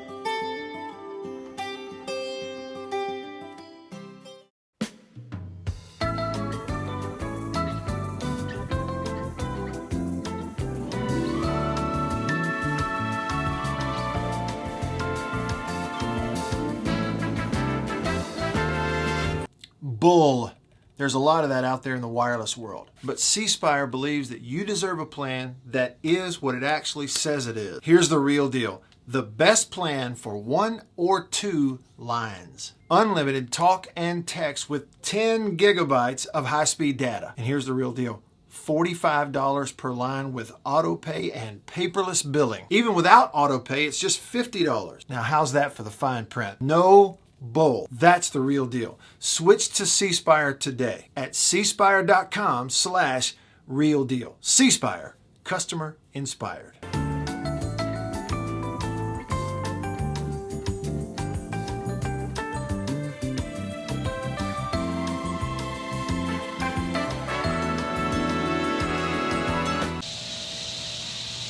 Man, that sounds like summertime in Mississippi, doesn't it? You know what else just screams summertime in Mississippi? Country pleasing sausage from Country Meat Packers in Florence. Check me out. Jalapeno and cheddar. Just got it at Kroger in Tupelo where I live. On grocery store shelves throughout the Southeast. Cut it up, throw it in the frying pan. Put it on a bun. Get some andouille, make some gumbo. It is the best sausage you've ever put in your mouth. country pleasing sauce. It's countrypleasing.com. It is made up of hand-picked hams, bacon, and pork loin. That's why it tastes so good. I even got this cool hat from them.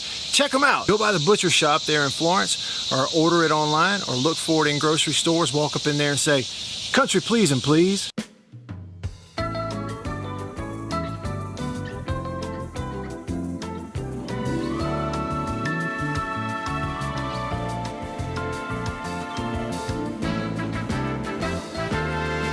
A lot of people in the equipment world, things kind of go in trends, I guess, if you want to say it. So kind of the first big thing for 2020 that we look at when we start evaluating our business is going to be our turf equipment. That's kind of the first big push, because once everything, the water dries up and the grass starts growing, this is what everybody's looking to get.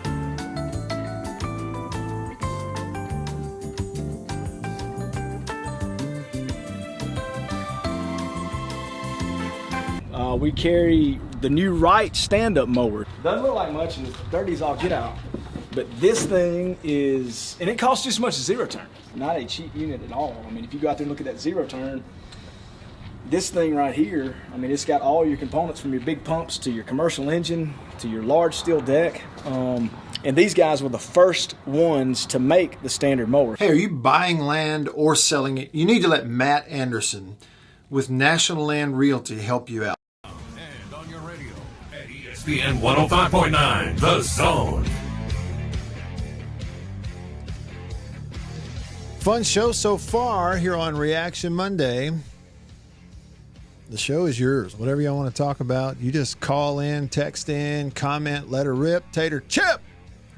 I'm Matt in the Farm Bureau studio, Farm Bureau Insurance. Go with the home team. Staying connected to you because of C Spire, the #1 network in Mississippi. C Spire, customer inspired. Not just while I'm on this show. I'm talking about all the time, whether it's uploading videos or doing a little live stream every now and then, podcasting, sending out reminders. Thanks to my handy-dandy iPhone from C Spire. But you know what else? It won't be long. If you're watching the live stream, you know what this is. Welcome to the Fiberhood. C Spire Fiber, they're building it in here. I got those emails. I signed up for it, and apparently enough people in my neighborhood signed up for it for them to go ahead and begin construction. Construction is underway. Fiber coming in here. Man, I can't wait. I'll be streaming. When it gets here, I'm going to turn every smart television on, every computer on, and I'm going to stream stuff and YouTube and stuff all at one time just to watch it happen. See if I can get some hair growing. I don't think it works that way, but it was a funny thought. All right, here we go. Let's continue Reaction Monday on the Davini Equipment phone line. Y'all call 995-1059, 601 number, 995-1059. Ready? Teddy is up first. What's up, Teddy? Hello. Yo. Talk to me, Teddy. Come in. Hello. Come in, Teddy. I can barely hear you, but go ahead. I want to give a little shout out to an Ole Miss player who's not a star, doesn't get a lot of headlines, but our defensive back, Tyler Knight, who's played on both sides of the ball on and off since he's been there, back and forth. I mean, yep. And he's done whatever's asked of him, and he's always seems like he's always on the field. Maybe not full time, but be it defense or offense, wherever they've needed him, he stepped in and has, from what I understand, has not complained. But he made some plays the other day, and he's just always willing to do whatever it takes, be it offense, defense, or special teams. And I just wanted to give a shout out to Tyler Knight. Was he? Did he recover that fumble, or did he force that fumble, or was he in on it? Forced. Yeah. Okay. So he's credited with a forced fumble right there. I think so. Okay. Yeah. That's what the official stats put that in there. Right. It says he forced the fumble and then Leonard picked it up. Yeah, and he had 3 tackles in the game, a pass breakup. Yeah, so that was a big time play, huge play in the ball game, no question. He also recovered the muff punt against Auburn, I believe it was, or whatever it was, where they took the ball and drove down. He recovered in the end zone, even though they didn't give it to us or review it. Yeah, should have. But he was an undersized player out of Pearl, and Ole Miss was the only SEC school that offered him.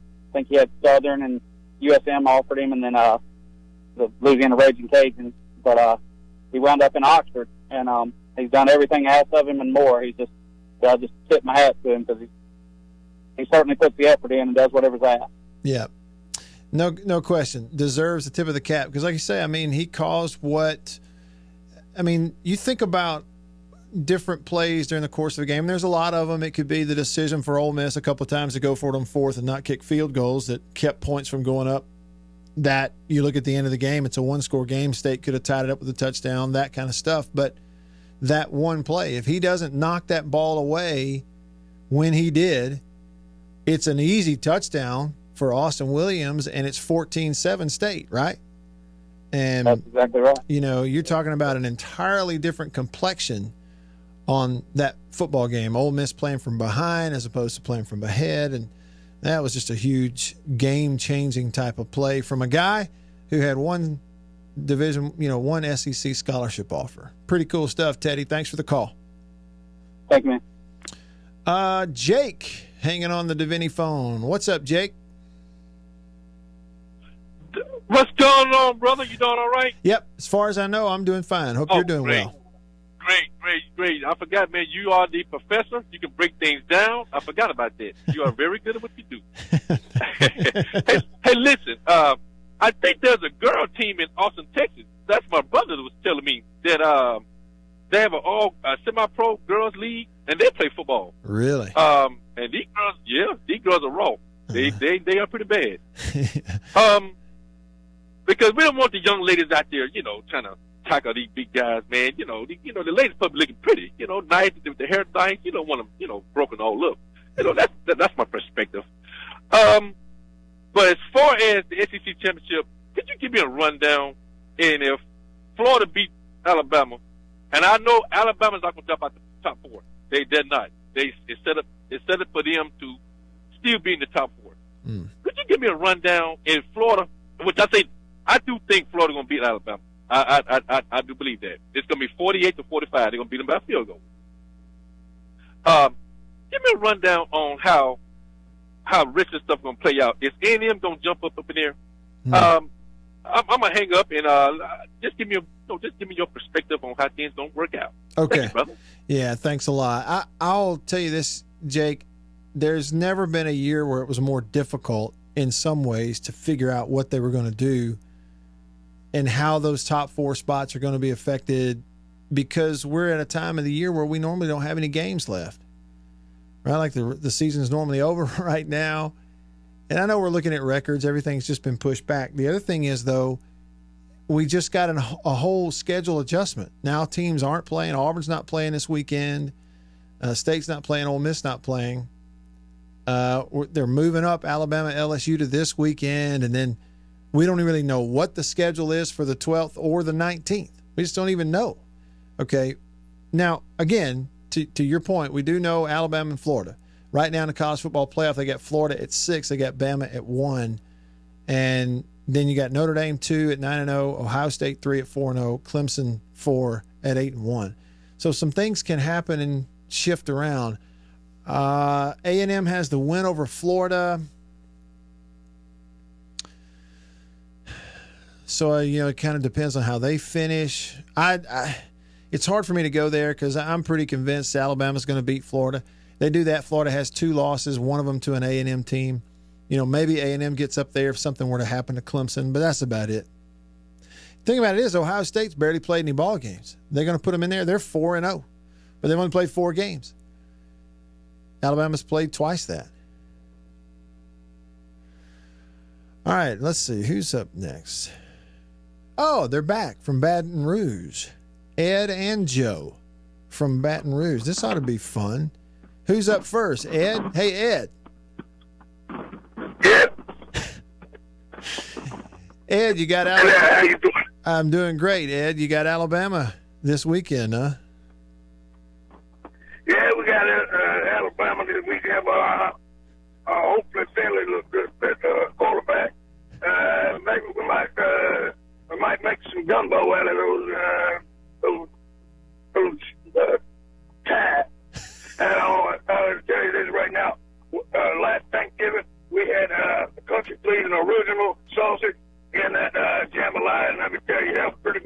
Yes, sir.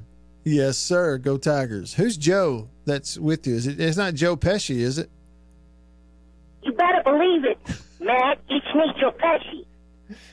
I just want to tell you, Joe, we're after Thanksgiving, and one of my favorite Christmas movies, and we watch it about 5 times a week, is Home Alone. I thought you did a great job in Home Alone. I just want to thank you for your performance. Thank you, Matt. Another good Christmas movie that I'm in. It's Christmas. It's a part in a movie. The whole thing is Christmas. But you ever watch Goodfellas? That's a fun Christmas movie for me. Goodfellas. Yeah, I've seen that one too. Yeah, I tell you that, Marv. Marv. Hey, Joe, you take it easy hanging out with Coach O, all right? You never know what you might get into. All right, you got it. You like gumbo? Got it, Marv. Yeah, you better believe it. I like gumbo. I like some good sausages. I just like anything I can get my hands on. All right, Merry Christmas, Joe. All right, see you later. See you later. See you later, man. Go Tigers. See you. Go Tigers. Ed and Joe together in Baton Rouge. Judy, up next on the Davini Equipment phone. Hello, Judy. How are you? Hello, Matt. Hello. I'm still a Bulldog. Yeah.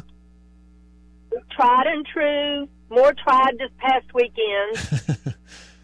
I just have to brag. Okay. 2 years ago or 3 years ago when Talon Knight was a senior at Pearl, I called and I fussed at the recruiting team at Mississippi State. The person they put on the line said, I'm one of the recruiters, but I'm not the head recruiter. Can I help you? And I said, somebody from Mississippi State needs to recruit Talon Knight. He will play offense, he will play defense, he will play special teams. Anytime he is needed, he will be out on the field for us. Please recruit Talon Knight. He is a fantastic player. And the sweet little guy says, we've read about Talon, we've talked about Talon. We just don't have a place to recruit him right now. Mm-hmm. Maybe next year if he goes to a junior college. But we don't have a place for him in our lineup right now. And I said, well, y'all are going to regret it. He is going to be a great player for whatever team it is that recruits him. Well, I think you were right about that, huh? Yeah, I knew I'd be right. And I don't like to say I told you so, but I wish I could go back and tell those teams, those recruiters, I told you so, because he was great Saturday, and I hate to admit that. He was great. Thanks, Judy. Thank you for listening. Spread a little holiday Farm Bureau Insurance stands ready to provide financial relief to our communities in this time of crisis. This includes a one-time credit to all personal auto policyholders, a donation of $500,000 to the Mississippi Food Network, and additional payment options for those hit the hardest, all while continuing to service customer claims as well. But this is the time to go above and beyond. These are a few ways we're keeping the Farm Bureau promise. To learn more, talk to your agent or visit us online. Go with the home team. Every farmer understands their farm can't thrive without some good partners like sun, soil, and rain. And farmers in North Mississippi also rely on another important partner, Mississippi Land Bank, because land and farm financing are Mississippi Land Bank's primary focus. We've grown alongside these farmers' crops for more than 100 years.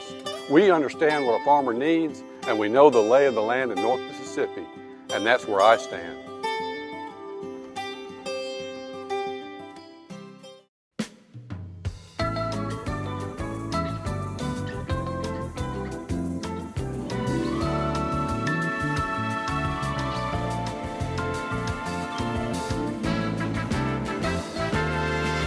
Bull.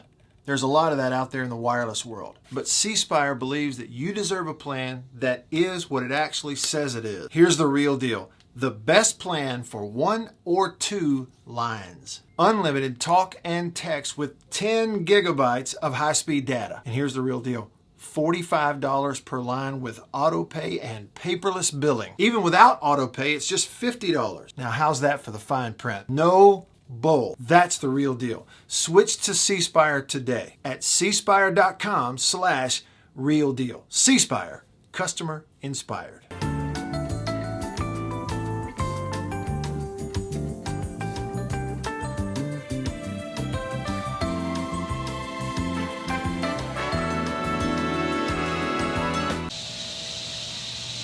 Man, that sounds like summertime in Mississippi, doesn't it?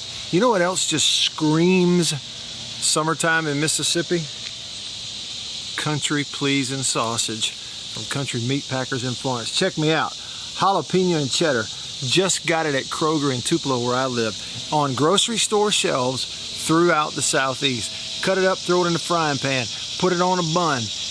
Get some andouille, make some gumbo. It is the best sausage you've ever put in your mouth. Country Pleasin' sausage, countrypleasin.com. It is made up of hand-picked hams, bacon, and pork loin. That's why it tastes so good. I even got this cool hat from them.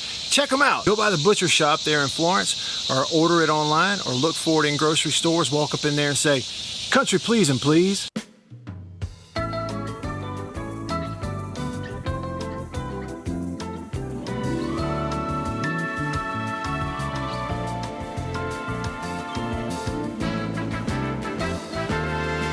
A lot of people in the equipment world, things kind of go in trends, I guess, if you want to say it. So kind of the first big thing for 2020 that we look at when we start evaluating our business is going to be our turf equipment. That's kind of the first big push, because once everything, the water dries up and the grass starts growing, this is what everybody's looking to get.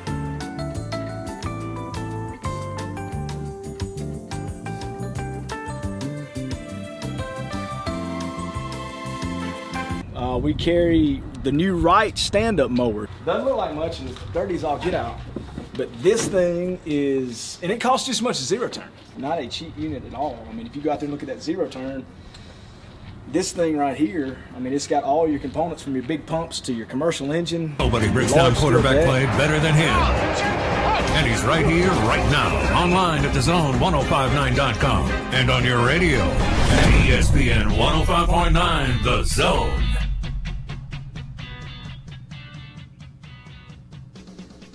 All right, thanks for tuning in. About to wrap up hour 2. We got a long ways to go.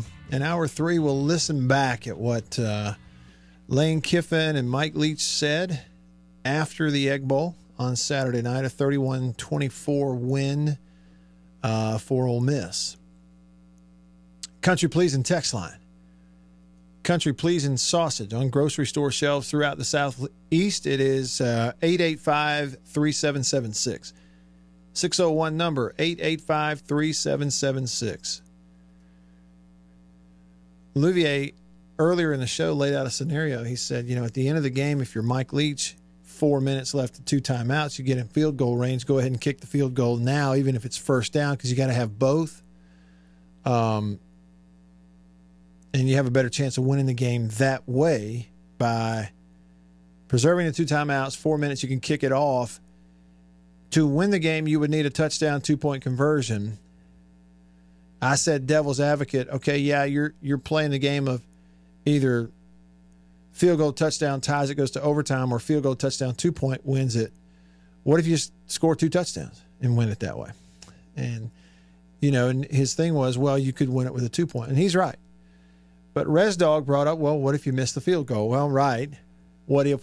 But Louvier was right in that you're still going to have 2 scores at some point, and the clock is very important when you get to the end of the game and the timeouts. Brian, Country Pleasin' text line, says, I honestly thought State played very well, and both teams have a bright future. That being said, he says, hotty toddy, and sent me a little shark emoji. You think about it, with Ole Miss's offense and the returning pieces they have there, they don't have to become world beaters on defense if they just improve their personnel and get better on the defensive side of the ball incrementally and get into next year and can be a middle-tier, consistent SEC defense. That'd be pretty dangerous. You pair it with Corral and with those offensive players next year. Rebel Rex, country pleasing text, says, "Hey, Matt, have you heard any rumors about bowls Ole Miss could possibly go to? And by the way, the quarterback from Starkville decommitted from Florida State, and it's rumored he could commit to Ole Miss. Have you heard anything?" Yeah, Luke Altmaier is his name, Rebel Rex. Yeah, that seems to be what people think. Like the recruiting people think that the reason he went ahead and decommitted from Florida State is he's about to commit to Ole Miss. But as far as me, having any idea on what bowl game Ole Miss may go to, I don't know. This is what I do know. Y'all need to be aware of this. This popped up on Twitter today. This is so unusual for what we are used to. Listen to this. This is crazy. According to Brett McMurphy, y'all remember him, blue check mark. He's now with Stadium, used to be with ESPN. He's considered kind of the college football insider. Brett McMurphy says, Liberty may not receive a bowl bid, even though the Flames could finish 10-1. The reason is Liberty doesn't have a guaranteed bowl tie-in because of a conference. It says, and without any win requirements for teams to be bowl eligible, bowls are expected to fill their designated conference affiliations. You see what I'm saying? He's saying that Liberty, being an independent, not affiliated with a conference, is going to leave them out. Like nobody cares what their record is. Leaving them out of it. Because you can go down and get, and they're number 25 in the country in the college football playoff right now. So you can go get any number of teams from the SEC. Bowls don't have any win requirements. So the bowls, for instance, let me just give an example. Liberty Bowl, Memphis.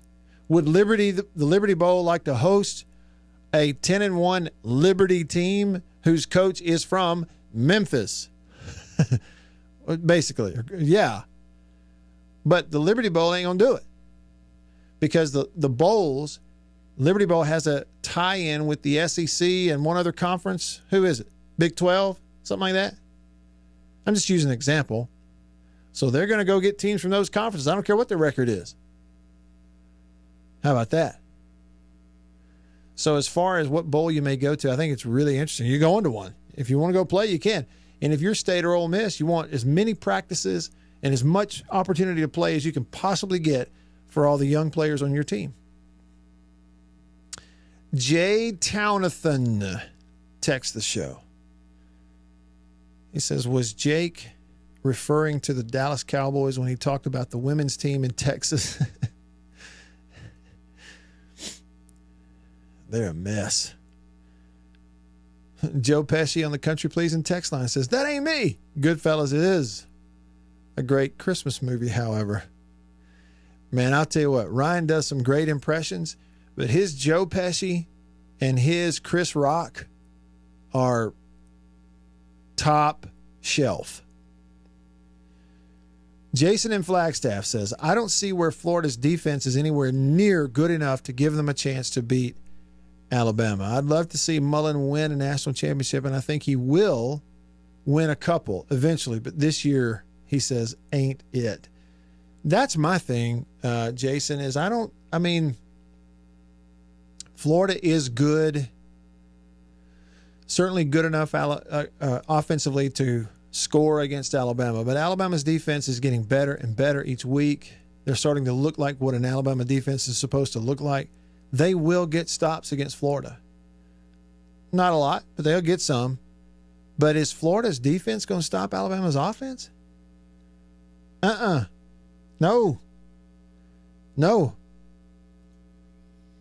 Miko says, Matt, I agree with Judy regarding Tylen Knight, but MSU stood no chance. Miko says Ole Miss was his dream school. How about that? If that's true, you have a dream school, and that happens to be the one school offer you a scholarship at that level, that'd be pretty cool, huh? Well, he made a big play for him the other night. There's no question about that. Johnny Reb on the Country Pleasing text line says, aren't there aren't there bowls that have an at-large spot or at least one team? Yeah, that's what I've thought, Johnny. But, you know, the thing about that is we don't know. I don't know. I can't keep up in my head with which bowls are going to play versus which ones aren't. You know what I'm saying? Like, this is a deal where there's going to be no bowl games in California. There's going to be no bowl game in New Mexico. So we normally have, 48 bowl games, 42, whatever that number is, 40-something bowl games. Well, we're not going to have the full number because many of them aren't going to happen. Many of them are. So I guess what we're looking at is probably a situation where there may be some ability for bowls to come out here and select at-large teams, and they do it every year. But maybe those bowls aren't happening. I don't know. I was just kind of going on McMurphy's tweet because I didn't have the energy after looking at that to go look up every bowl game out there and see what the ties are. I'm kind of trusting him on it. But you're right. I mean, there's some that normally will have a way to go take the at-large teams. What do y'all want to know about the ball game? As I said, maybe in hour number 3, we come up here, hour 3, which is on our show every day, presented by Overstreet Properties in Starkville. Maybe we could get into the game recap, a little bit of a statistical deal, point out some things to you that I think were important in the game. Y'all may or may not want that. It's already Monday. The game happened on Saturday. So you can let me know. Just text me on the Country Pleasing text line, 885-ESPN. You can call me on the Davini Equipment phone, 995-1059. The one thing here today we haven't touched on was Vanderbilt parting ways with its coach, Derek Mason. Annabeth wanted to bring that up when she was here. She likes Derek Mason.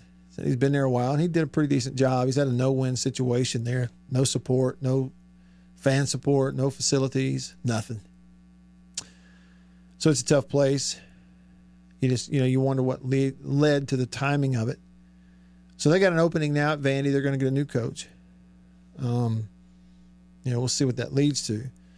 The other thing she brought up is she heard Gene Chizik say, I think it was before the Egg Bowl, she said on television, he said, oh, it's a big deal in that state. It means everything in that state. And the team that wins the game every year has a huge advantage in recruiting. With those in-state kids, they go get out and gobble up all those in-state kids if you win this game. So the outcome of this game is, and she said she was listening to that going, Matt does not agree with you, Gene Chizik. And, I didn't hear it. She's kind of relaying to me what he said. But if that's the thought, it's wrong, first of all. 2, it probably is a guy on TV who's got to say some things to make it sort of just fill the time, And frankly, there's a lot of ESPN and SEC Network television programming these days where you can tell the people on there are convinced that nobody's watching, and sometimes they're right. But in this case, this and I know this, the game is important to all of us. The game is important to both schools, players on the team, bragging rights, that whole thing. But y'all look it up. The outcome of the game has never really had an effect on in-state recruiting that much. Not that one game. It just hasn't.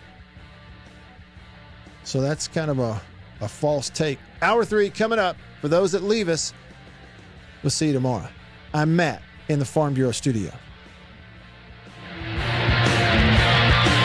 Farm Bureau Insurance stands ready to provide financial relief to our communities in this time of crisis. This includes a one-time credit to all personal auto policyholders, a donation of $500,000 to the Mississippi Food Network, and additional payment options for those hit the hardest, all while continuing to service customer claims as well. But this is the time to go above and beyond. These are a few ways we're keeping the Farm Bureau promise. To learn more, talk to your agent or visit us online. Go with the home team. Every farmer understands their farm can't thrive without some good partners like sun, soil, and rain. And farmers in North Mississippi also rely on another important partner, Mississippi Land Bank, because land and farm financing are Mississippi Land Bank's primary focus. We've grown alongside these farmers' crops for more than 100 years. We understand what a farmer needs, and we know the lay of the land in North Mississippi. Mississippi, and that's where I stand.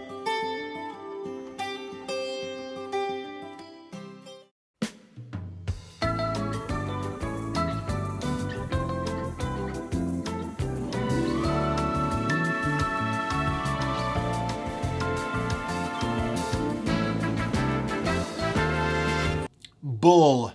There's a lot of that out there in the wireless world. But C Spire believes that you deserve a plan that is what it actually says it is. Here's the real deal. The best plan for 1 or 2 lines. Unlimited talk and text with 10 gigabytes of high-speed data. And here's the real deal. $45 per line with auto pay and paperless billing. Even without auto pay, it's just $50. Now, how's that for the fine print? No bull. That's the real deal. Switch to C Spire today at cspire.com/real deal. C Spire, customer inspired.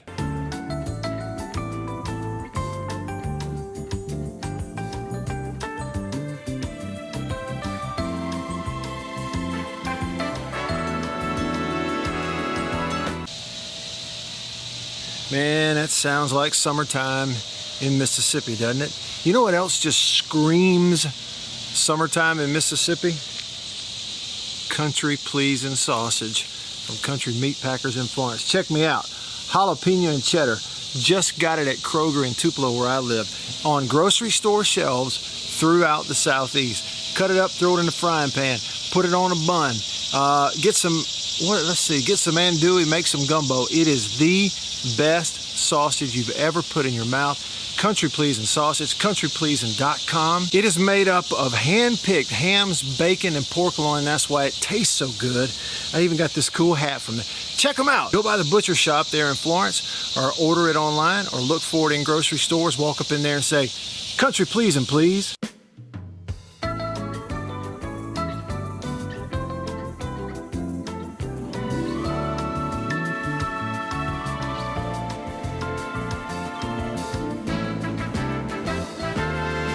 A lot of people in the equipment world, you know, things kind of go in trends, I guess, if you want to say it. So kind of the first big thing for 2020 that we look at when we start evaluating our business is going to be our turf equipment. That's kind of the first big push, because once everything, the water dries up and the grass starts growing, this is what everybody's looking to get.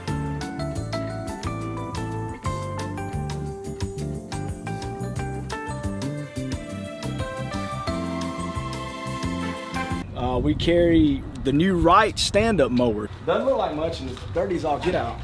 But this thing is, and it costs just as much as zero turn. Not a cheap unit at all. I mean, if you go out there and look at that zero turn, this thing right here, I mean, it's got all your components from your big pumps to your commercial engine to your large steel deck. And these guys were the first ones to make the standard mower. Hey, are you buying land or selling it? You need to let Matt Anderson with National Land Realty help you out. Matt Anderson Properties.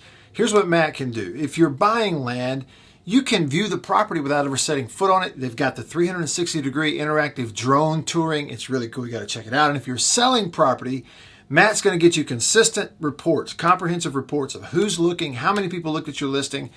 You need to let him help you. Matt Anderson Properties with National Land Realty. Call him, 601-408-5155. Hey, if you listen to the show, you know that the new third hour of the Matt Wyatt Show is brought to you by Overstreet Properties in Starkville. Here's what you need to know. If you're looking for a weekend home or condo, full-time residence, investment property, maybe just an apartment to lease, you got a student going to school at State, call Kane Overstreet at Overstreet Properties. In Starkville, it's 323-8618, or look them up online, overstreetproperties.com.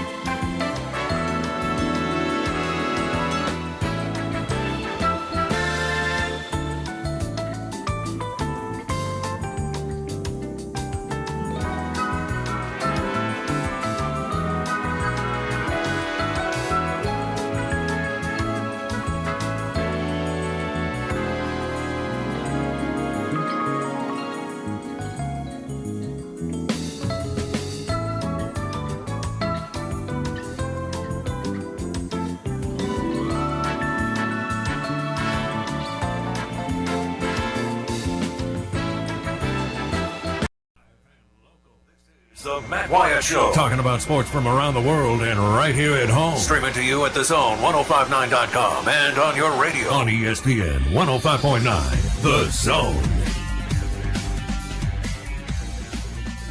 All right, here we go. Hour number 3 of the show. Off and running. Hour 3 presented by Overstreet Properties in Starkville. If you're headed to Starkville, anything residential, like if you're moving up there permanently, or if you need a condo that's yours that you stay in when you come into town for ball games throughout the year, or if you need an apartment, like you're a student, you know a student, you're going to lease an apartment, anything residential in Starkville, go to Overstreet Properties and overstreetproperties.com. Tell Kane Overstreet I said what's up. So it's a Reaction Monday. We're kind of looking at the Egg Bowl. It's just, it's not even really like full-on comprehensive breakdown of the game. Not doing that. But getting your reaction. I love seeing your comments and thoughts and questions, and it's like having a big old round table discussion with you here on Mondays. It's kind of like I'm here, and sometimes the Homecoming Queen's here, and you grab a chair, pull up to the table, and we just dive in and see what you think. So I really enjoy these Reaction Monday shows. I hope you do also. So hey to the folks on the live stream. Sven from Germany, big State fan. He's tuning in a little late. Sven, hope you're doing well. I'd like to get your reaction on the show also. Y'all text me on the Country Pleasin' text line, Country Pleasin' sausage on grocery store shelves throughout the Southeast. Here's the number, 885-3776. It's a 601 number, 885-3776. Text me, Country Pleasin' sausage on grocery store shelves throughout the Southeast. It is the best. Hands down, the best sausage. Anywhere, anyhow. You know it, I know it. There's no junk. There's no parts that go into the making of their sausage. It is strictly hand-picked, pure pork. Ham, bacon, pork loin, no parts. It's made in small batches. Consistency in every package. They mix the spices that go into the flavoring.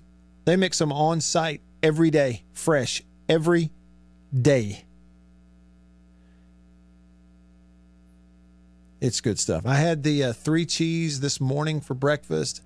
I'm finishing up my second package of 3 cheese flavor.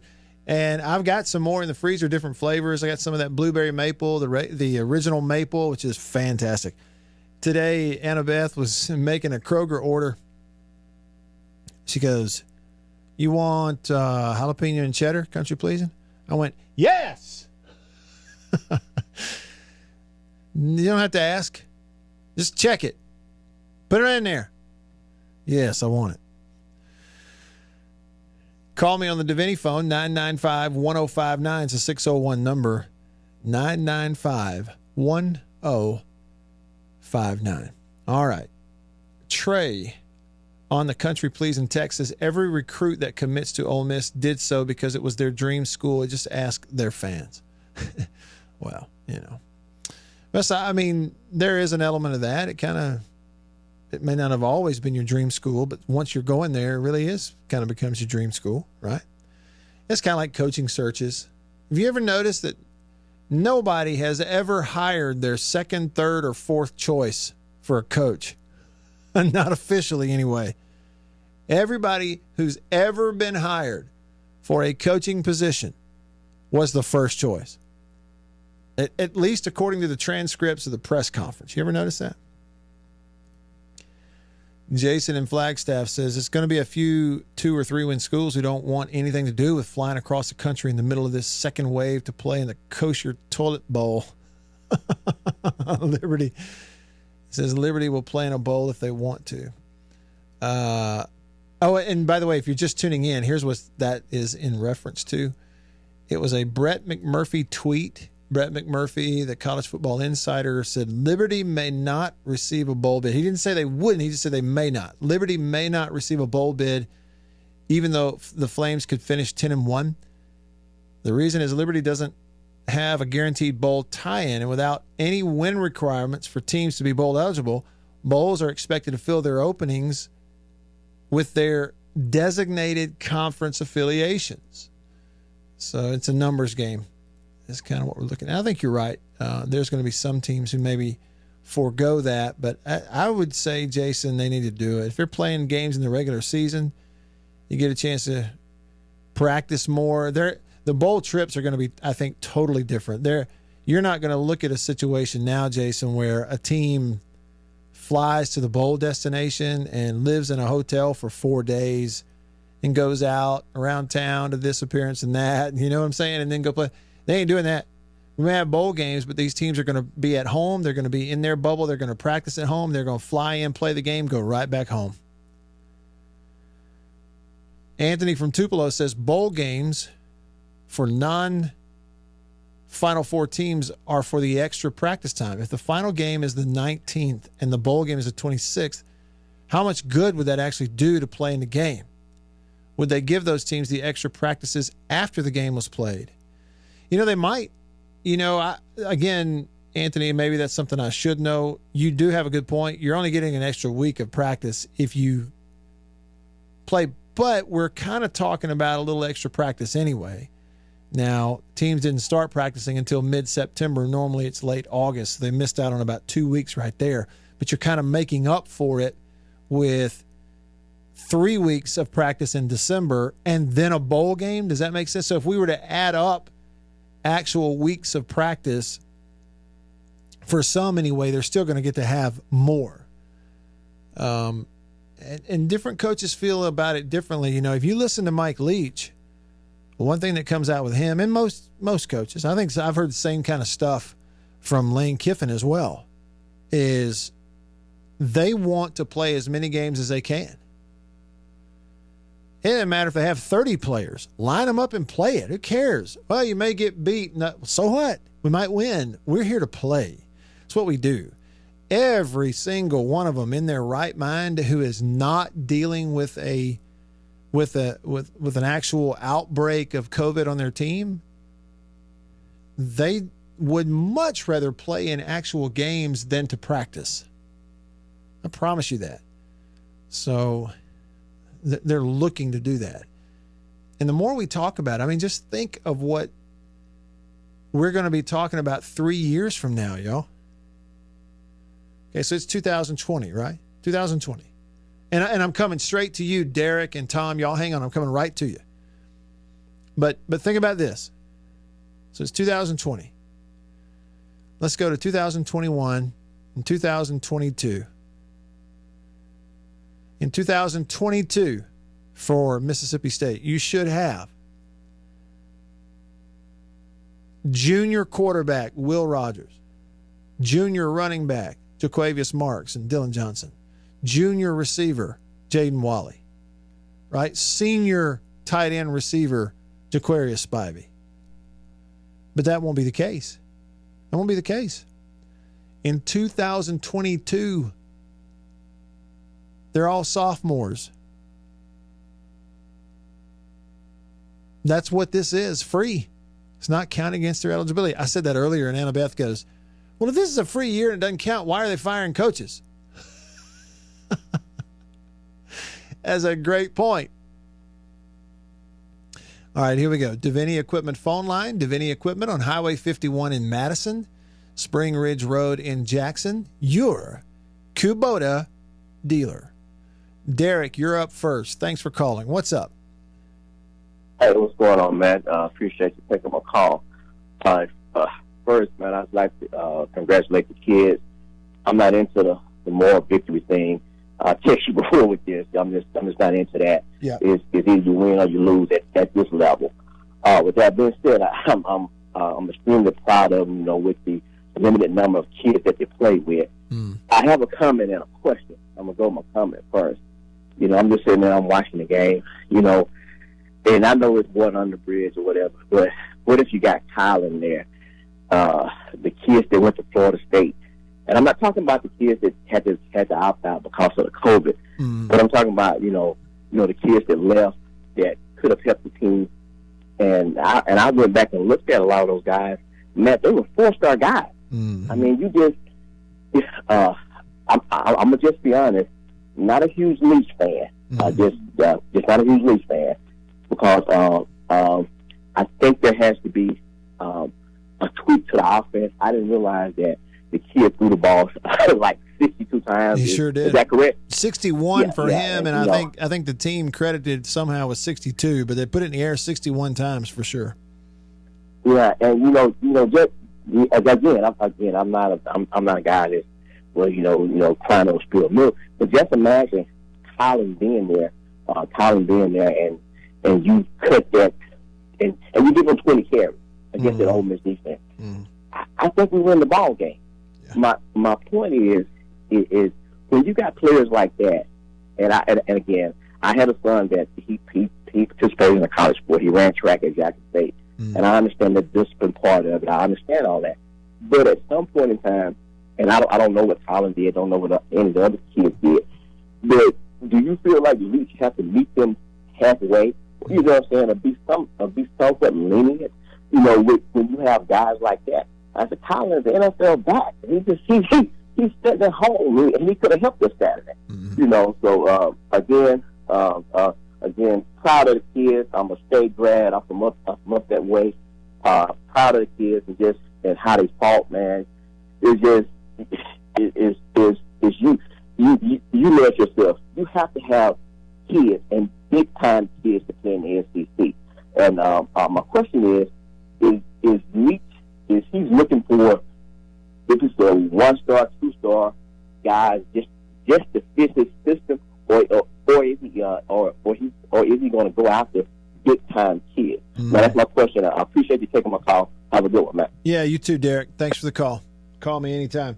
You do have a point. If you were to sit back and go, okay, the players who aren't there, who were, put them back in the mix, and what's the game look like, or what does the team look like?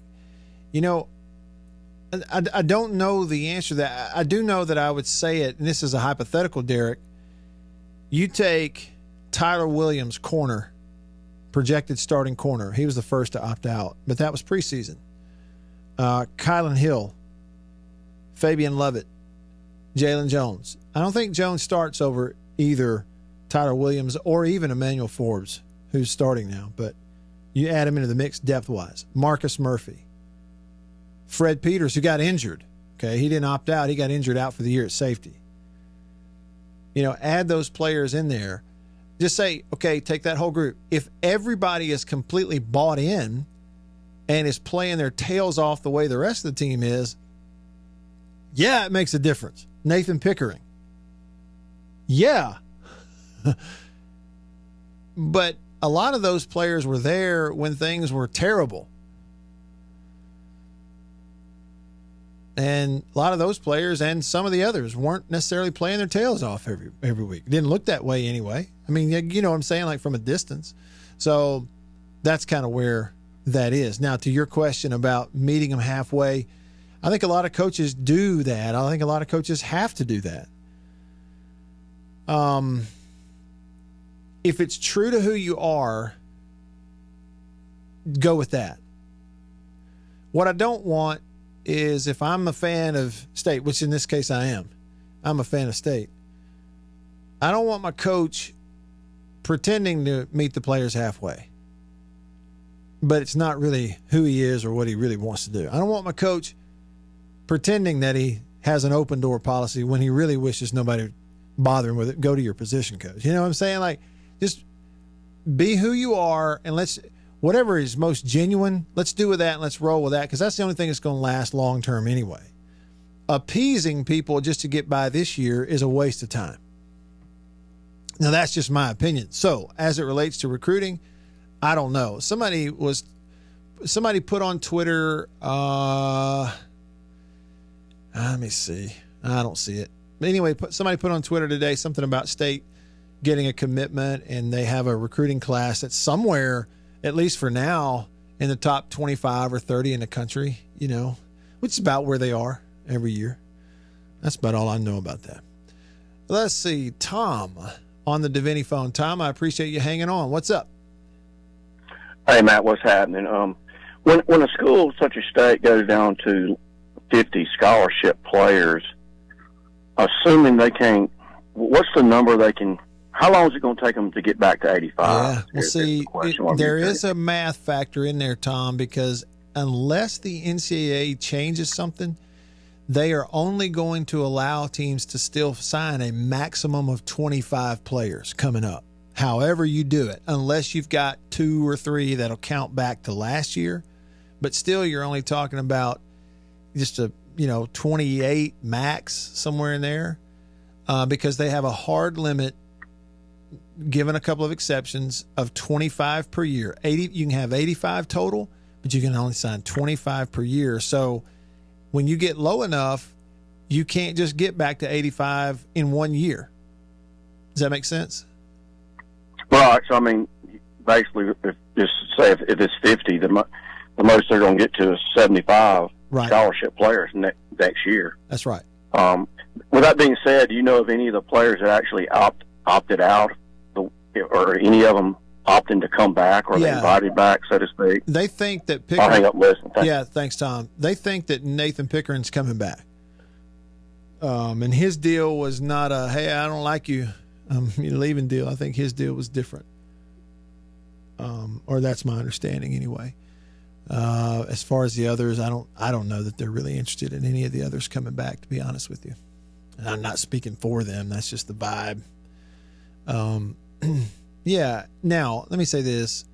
Depth-wise, you want every scholarship, good 3, 4, 5-star player you can possibly get on your roster. Yes.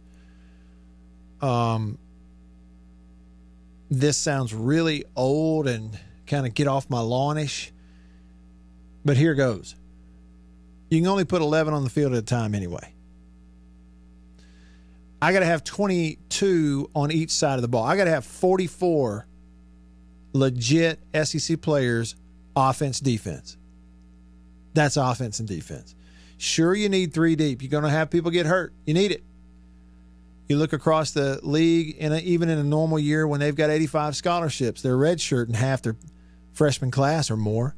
So when you get into somebody's 3 deep after injuries, they're playing players that might have walked on anyway, So ultimately, I mean, it's all about the health of your program overall for the future. That's what that 85 number is. When I'm looking at it here, I'm not saying that it doesn't affect these last 2 weeks. And we've talked about it here, how State's been shorthanded, how, yes, their defense began to get a little more tired in the fourth quarter. They didn't have the reserves that playing the snaps. They had guys playing a lot of snaps against Georgia, a lot of snaps for the same players against Ole Miss on a cool day. Yes, Georgia's defensive front, they're subbing in and out throughout the game and playing different players, and they kind of finally got to State's offensive line in the fourth quarter. So the depth plays a role in the fourth quarter games. But State has proven at the same time that you give me about 20 guys on either side of the ball that are ready to play and are shot out of a cannon, and we can go play football. I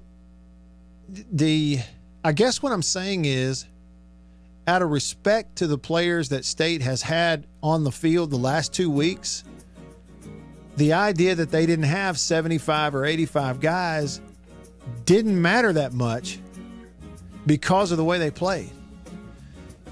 I'm saying that they had 49 scholarships against Georgia. They had 47 against Ole Miss.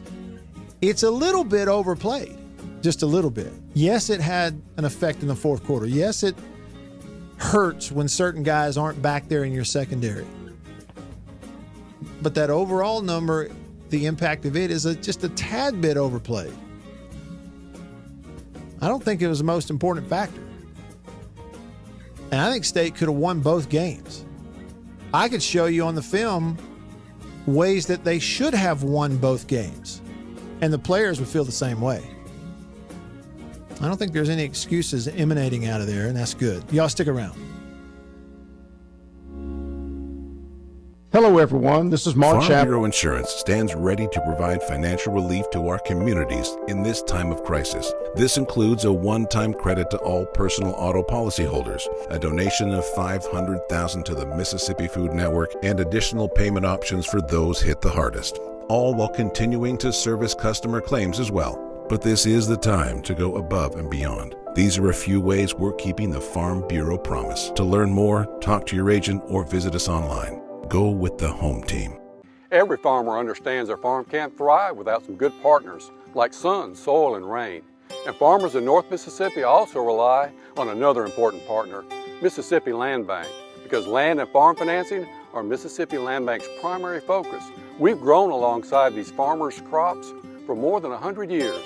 We understand what a farmer needs, and we know the lay of the land in North Mississippi, and that's where I stand.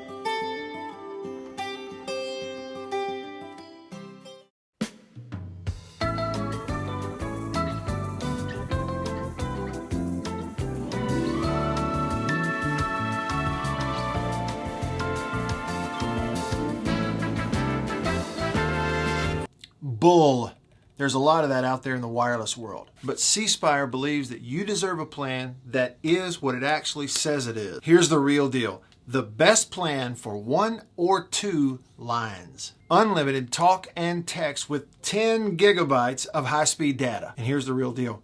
$45 per line with auto pay and paperless billing. Even without auto pay, it's just $50. Now, how's that for the fine print? No bull. That's the real deal. Switch to C Spire today at cspire.com/real deal. C Spire, customer inspired.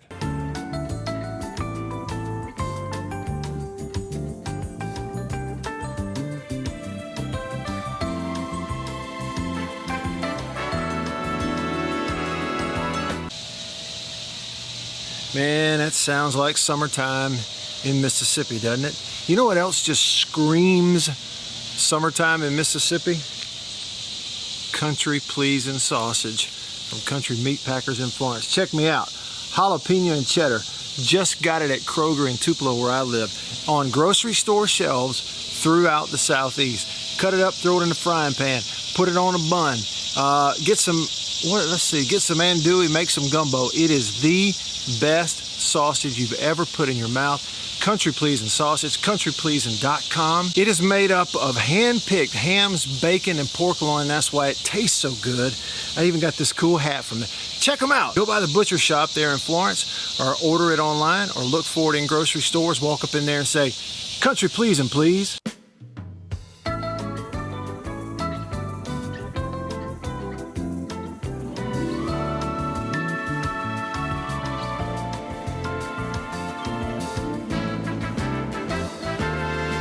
A lot of people in the equipment world, you know, things kind of go in trends, I guess, if you want to say it. So kind of the first big thing for 2020 that we look at when we start evaluating our business is going to be our turf equipment. That's kind of the first big push, because once everything, the water dries up and the grass starts growing, this is what everybody's looking to get.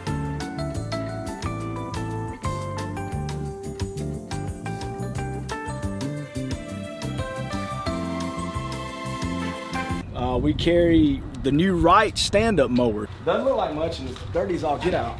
But this thing is, and it costs just as much as zero turn. Not a cheap unit at all. I mean, if you go out there and look at that zero turn, this thing right here, I mean, it's got all your components from your big pumps to your commercial engine to your large steel deck. And these guys were the first ones to make the standard mower. Hey, are you buying land or selling it? You need to let Matt Anderson with National Land Realty help you out. Matt Anderson Properties. Here's what Matt can do. If you're buying land, you can view the property without ever setting foot on it. They've got the 360-degree interactive drone touring. It's really cool. You got to check it out. And if you're selling property, Matt's going to get you consistent reports, comprehensive reports of who's looking, how many people looked at your listing. You need to let him help you. Matt Anderson Properties with National Land Realty. Call him, 601-408-5155. Hey, if you listen to the show, you know that the new third hour of the Matt Wyatt Show is brought to you by Overstreet Properties in Starkville. Here's what you need to know. If you're looking for a weekend home or condo, full-time residence, investment property, maybe just an apartment to lease, you got a student going to school at State, call Kane Overstreet at Overstreet Properties. In Starkville, it's 323-8618, or look them up online, overstreetproperties.com.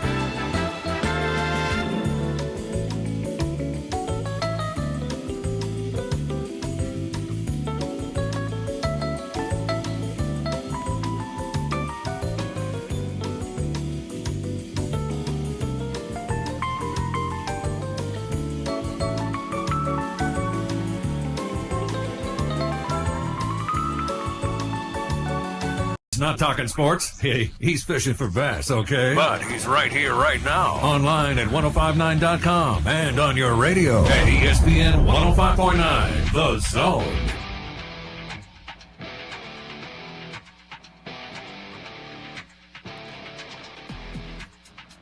Back with you. Live in the Farm Bureau studio, hour 3 of today's show on this Reaction Monday. Every day here, hour 3 is presented by Overstreet Properties in Starkville. You're moving to Starkville, headed up there for ball games, need a condo or leasing an apartment. Anything residential in Starkville, Overstreet Properties. You can find the contact info at overstreetproperties.com and tell Kane Overstreet I said hello. He will get you fixed up. Country Pleasing text line, it's 885 ESPN or 885-3776. Rebel Rex says, Tylen Knight's nickname at Pearl was the Dark Knight. He did everything. Wildcat, punt, kickoff returns. His junior year, they got beat in the championship game by Clinton. And Cam Akers, his senior year, they went undefeated and won the state championship mostly because of Tylen. He'd take a punt to the house, have a pick six, whatever. Rebel Rex says, I too was all over Ole Miss board screaming to go get this guy. My guys went to school with him at Pearl, and he's just around the ball. Awesome seeing him still making plays. You know who was like that? You know another guy who was like that? And I guess maybe he was a little bit, maybe a higher profile recruit, probably out of high school because of his size. Remember Mark McLaurin? Collins High School. Collins won a state championship.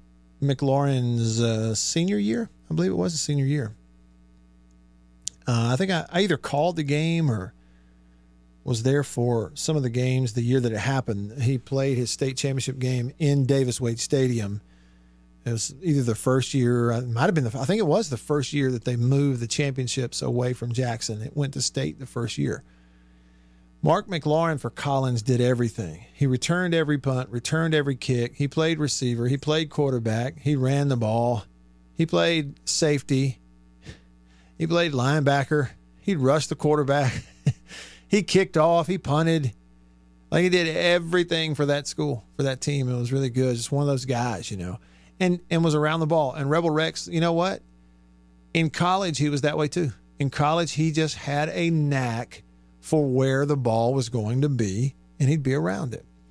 And in Tylen, that way at Pearl, and then you saw him the other day, just kind of has a knack. You saw it against Auburn. Should have been a play that won the game against Auburn. It's so hard to judge that stuff, but I just feel like so often the commercialization of college football has made it harder for those guys to get opportunities, get scholarships. It's always been hard. Maybe commercialization isn't. It's like the corporatization, you know, this corporate nature of like, well, you got to fit in a certain slot. I mean, at this level, if you want to play safety, you've got to be 6 foot, 215, or if you're smaller than that, you're just not big enough. You know, good luck in JUCO. And I'm like, hold on now, timeout, coach. Let's just get real here. You're telling me 1 inch and 10 pounds is the difference between he can play for you or he can't. That's what it is. Why don't you look and use your eyeballs and see if he's around a football all the time?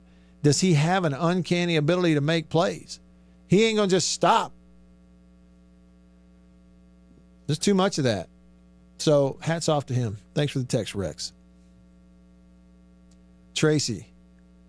Text the show, Matt, I was curious if Rodgers, as he continues to improve, would some of the plays he made actually become touchdowns by him moving safeties, even in a drop 8, with his eyes? The example being the great catch by Wally, one-handed. Rodgers stared him down, which seemed to allow the safety there for the big hit. So is that something he improves or can improve by looking opposite first, then back to it? Or does Leach teach to just look and throw? I can't say that they teach to look and throw. I know this, Tracy. Yes is the answer to your question. As you get older, the reps pile up, the experience piles up. You need to see less with your eyes. in order to make things happen. The anticipation comes, and that's where the big plays come from. And I experienced it a million years ago as a player myself, the difference between me as a freshman versus me as a senior with what I did with my eyes. You know, my senior year, I got to play some, and we had some drives where we went up and down the field in 2-minute stuff. And a lot of those plays worked because as a quarterback, I could snap the ball and I knew where everybody was going to be without having to see it. And I would just keep my eyes in the middle. We were taught to do that. We keep our eyes in the middle. We're looking at the linebacker until we come off the throw. We keep the linebacker in the middle. We watch the safety. We hold a safety where he is, and then we come off and throw because we don't have to see somebody come open. We're just going to trust he's going to be open, based on a pre-snap read or something like that. And yes is the answer. The more experience, the less he needs to see in order to make it all work. That makes sense? Another long text here. Mitchell says, it may be obvious to you, but to the common fan, what has been the biggest difference in State's offense these last couple of weeks compared to when they were so stagnant earlier in the year? I know Will has gotten more experience, and that could be the biggest factor. But is there anything that you see that the common fan might not be able to pick up on? Well,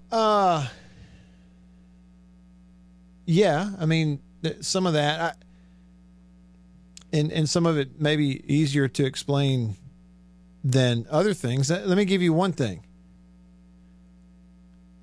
You go, okay, the last couple of weeks compared to when they were stagnant earlier in the year. Let me give you one key thing here, and this is something anybody can see.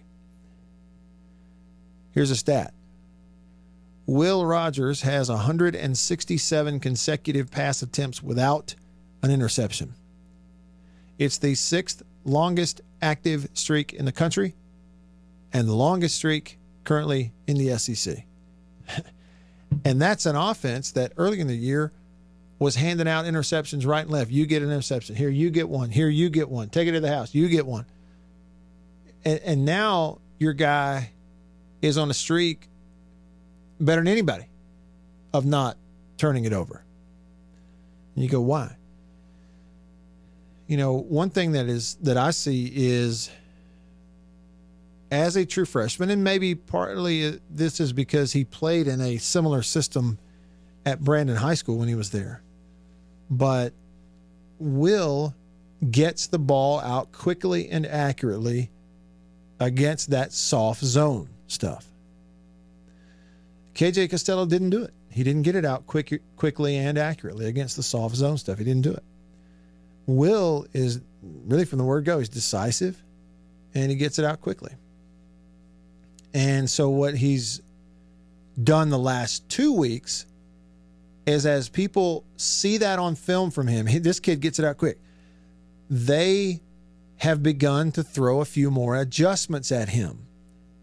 Man-to-man type stuff and adjustments. Well, these last couple of weeks, he is responding to the adjustments better. Why? More experience and seeing it more. One example would be the touchdown that he threw to Malik Heath. That was man-to-man coverage. He was reading that side to his left, knowing I'm going to get a slant from the outside into the end zone, one-on-one, Malik Heath on that guy. He's going to get inside of him and give me a way to throw it to him for a touchdown. But you also, to that same side, the running back was swinging out there to his left, out into the flat, swinging out there. So when you go back and watch the play, and TV gave you actually a behind look on the replay, you will see a linebacker whose man-to-man responsibility is that running back. But instead of sprinting out there to cover him, that linebacker kind of sagged just a little bit to try to force Will to throw the underneath out there to the linebacker so that he could fly up and try to make the tackle short of the goal line. But Will, seeing what it was, held on for just a second, let him clear just one or two more steps with the slant coming behind that linebacker before he had to go out there and cover the back. From the press box and in the stands, everybody's going, throw it to the running back. He's wide open. Will knows he's running out there. He waited 1 second, and instead of throwing it in a place where the linebacker could turn off of his responsibility and maybe knock it away, he threw the ball high. He put it up in the air. He threw it up to the goalpost, knowing I got a guy who can jump. I'm going to put it where only he can get it, and in that one-on-one slant. And what do? He jumps out of the gym and catches a football. So you go back and you watch that play. Those kinds of things. This is why I told you that story, Mitchell.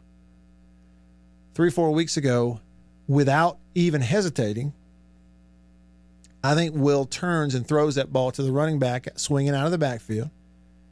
The linebacker who's asking him to throw it out there comes flying up out of nowhere and probably makes a tackle at about the 2-yard line. And you don't score. That's the kind of thing I'm talking about. It's not what you're calling. It's just kind of how you're making it work based on what the defense does. The more comfortable you are with your pass protection, the better you are at keeping your eyes downfield, the more confident you are in moving somebody around, and that I can stick a throw in there without getting it picked off. And it all starts to work a little better. You score, you stay on the field more. And here's the thing. They're still leaving a lot of plays on the field. A lot of them. They're going to get better. I kind of like watching it too. I just like seeing the ball in the air. All right, what the coaches said after the game, coming up. Stick around.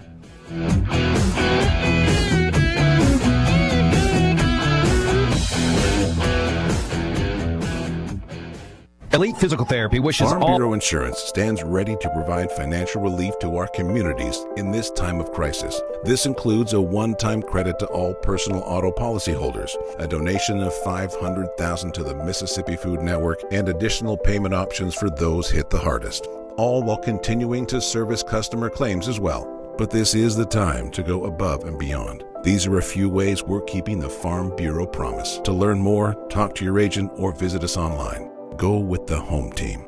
Every farmer understands their farm can't thrive without some good partners like sun, soil, and rain. And farmers in North Mississippi also rely on another important partner, Mississippi Land Bank, because land and farm financing are Mississippi Land Bank's primary focus. We've grown alongside these farmers' crops for more than 100 years.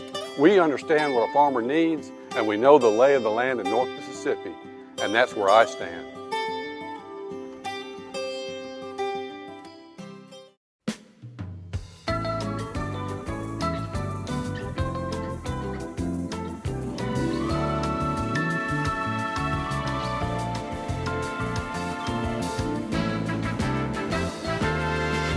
Bull. There's a lot of that out there in the wireless world. But C Spire believes that you deserve a plan that is what it actually says it is. Here's the real deal. The best plan for 1 or 2 lines. Unlimited talk and text with 10 gigabytes of high-speed data. And here's the real deal. $45 per line with auto pay and paperless billing. Even without auto pay, it's just $50. Now, how's that for the fine print? No bull. That's the real deal. Switch to C Spire today at cspire.com/real deal. C Spire, customer inspired.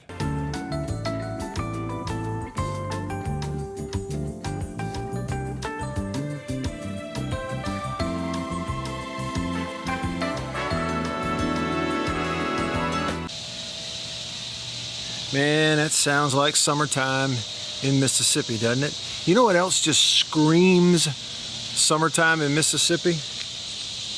Country Pleasing sausage from Country Meat Packers in Florence. Check me out. Jalapeno and cheddar. Just got it at Kroger in Tupelo where I live. On grocery store shelves throughout the Southeast. Cut it up, throw it in the frying pan. Put it on a bun. Get some andouille, make some gumbo. It is the best sausage you've ever put in your mouth. Country Pleasing sausage, countrypleasing.com. It is made up of hand-picked hams, bacon, and pork loin. That's why it tastes so good. I even got this cool hat from them. Check them out. Go by the butcher shop there in Florence, or order it online, or look for it in grocery stores. Walk up in there and say, Country Pleasing, please.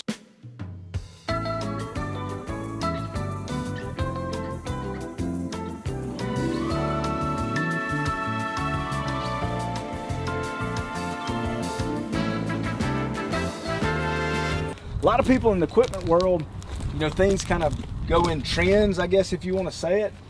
So kind of the first big thing for 2020 that we look at when we start evaluating our business is going to be our turf equipment. That's kind of the first big push, because once the water dries up and the grass starts growing, this is what everybody's looking to get.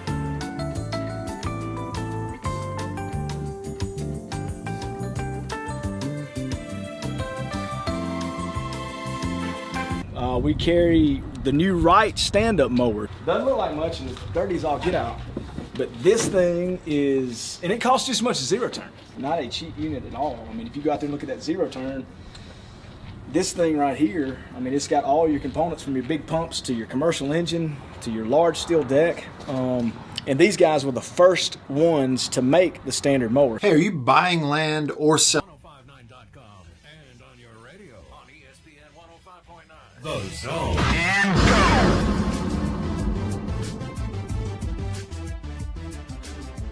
Back with you. About to wrap things up with you here on this Reaction Monday here on 105.9 The Zone. Then we'll get you sent on over to The Drive. Jake and Beeve here coming up at 3. I'm Matt in the Farm Bureau Insurance Studio. Yeah, the whole media thing, Blake's mentioning this on the live stream. I'm going to let you hear that here coming up. Blake says, Leach told Joel Coleman in the postgame, when you're head coach of your own team, you can call timeouts like you want to. It was something about kind of how the play calling and the decision time management stuff at the end of the game went. The media, the friendly media thing is amazing.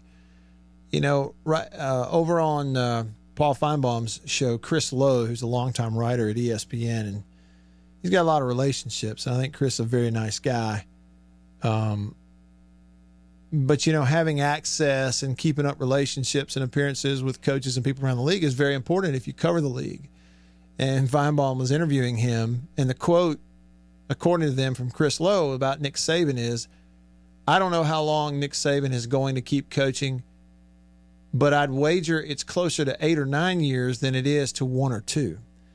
Okay, so you cover the league, you need access, especially to the best team with the biggest fan base who gobbles up the most content and gives you the most clicks. You need that access. You need that relationship. You need to be able to go and talk to and interview Nick Saban without it being a chilly reception. What if Chris Lowe got on a show, any show, and said the opposite of that? What if Chris Lowe, who needs access to Nick Saban and needs coverage and needs to do the stories and needs the clicks, what if he said the opposite? What if he said, I don't know how long Nick Saban is going to coach, but I bet it's closer to 1 or 2 years than it is 8 or 9? With his crazy about recruiting and the way people would use that and print it out and clip it out and use it in recruiting, what would the reaction be to that for Chris Lowe, who needs to write interviews and do stories? What would that reaction be? What would the interview opportunities be going forward? What would the access be? Would there be a chilly reception if he said the opposite? Well, see, you know the rest of it. Folks, think for yourself. Think for yourself. This whole friendly media, this whole SEC media, this whole we have our own network, and it is poor. It is as see-through as this window I'm looking out, and there's snowflakes falling out there right now. Sure is. Little bitty snow flurries. That's how see-through that whole thing is. Think for yourself. Don't gobble that stuff. Well, gobble it up for your own entertainment. Don't believe a word of it. There's not a single person on planet Earth who needs access to the Alabama program and to Coach Saban who would publicly say, he's only going to coach another year or two. I mean, don't buy all that BS, okay? Just don't buy it. Part of the reason I don't do very many interviews on this show anymore is I'm just not putting y'all through it. You get put through that everywhere else you go. All right, here's Mike Leach after the ball game. And for the second straight week, your team on the road undermanned really fought to the end. I'm curious, just immediately after, where do you think the difference in this game was tonight? What wound up being the difference? Well, both teams, I thought it was a pretty explosive game. I thought both teams played fairly explosive. I would say, and then when that happens, nearly anything can happen, and that's how this thing kind of unfolded.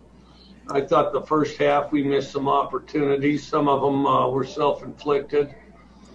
Some of them, the ball just didn't really bounce very well. We'd be a little bit short on third downs, and one of them I probably should have gone for on fourth down.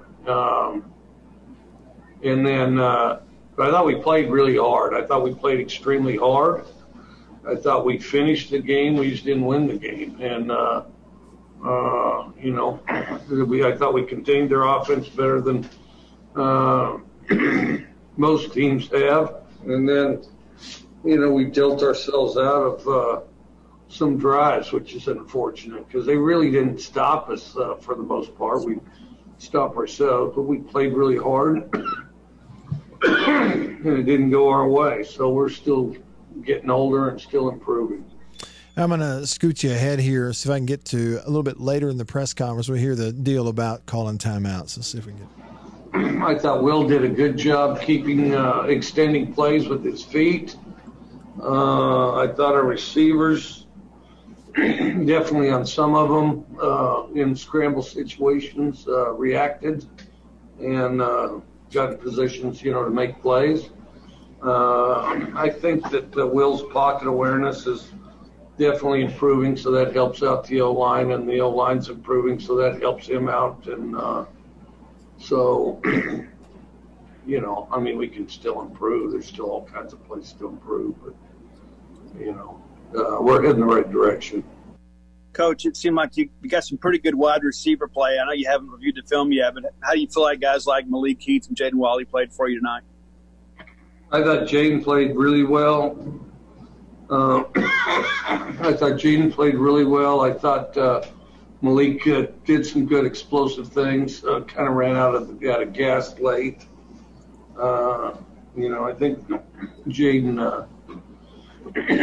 Jaden's really playing extremely well for a true freshman. Mike, how much better do you think your guys have gotten these last couple of weeks? Where have you kind of seen progression, and where do you kind of want to see improvement from your guys? Well, we can improve everywhere.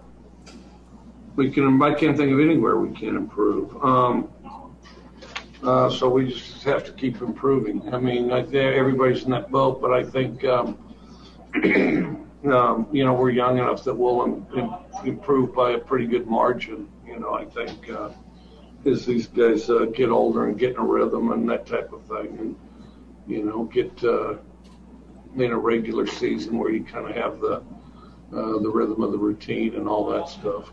Mike, on the next to last drive, when you guys were down 10, I think you had to call a couple timeouts on that drive. Just hindsight being what it is, were you pleased with, I guess, the time management on that drive? Is there anything you would have liked to have done differently? No, I was very pleased with the time management on the drive, certainly on my part. And our sidelines part, there were those that I wasn't pleased with, but that won't be addressed for a variety of reasons. Some of them potentially financial. And, but yeah, I mean, save all that for the last drive. I mean, burn it this drive, save it the last drive. I mean, it's kind of like asking, okay, we're going to stab you. Which knife you want to get stabbed with? I mean, so you may not have liked the way those timeouts went. I thought they went great. So when you coach your team, you can go ahead and call the timeouts how you want.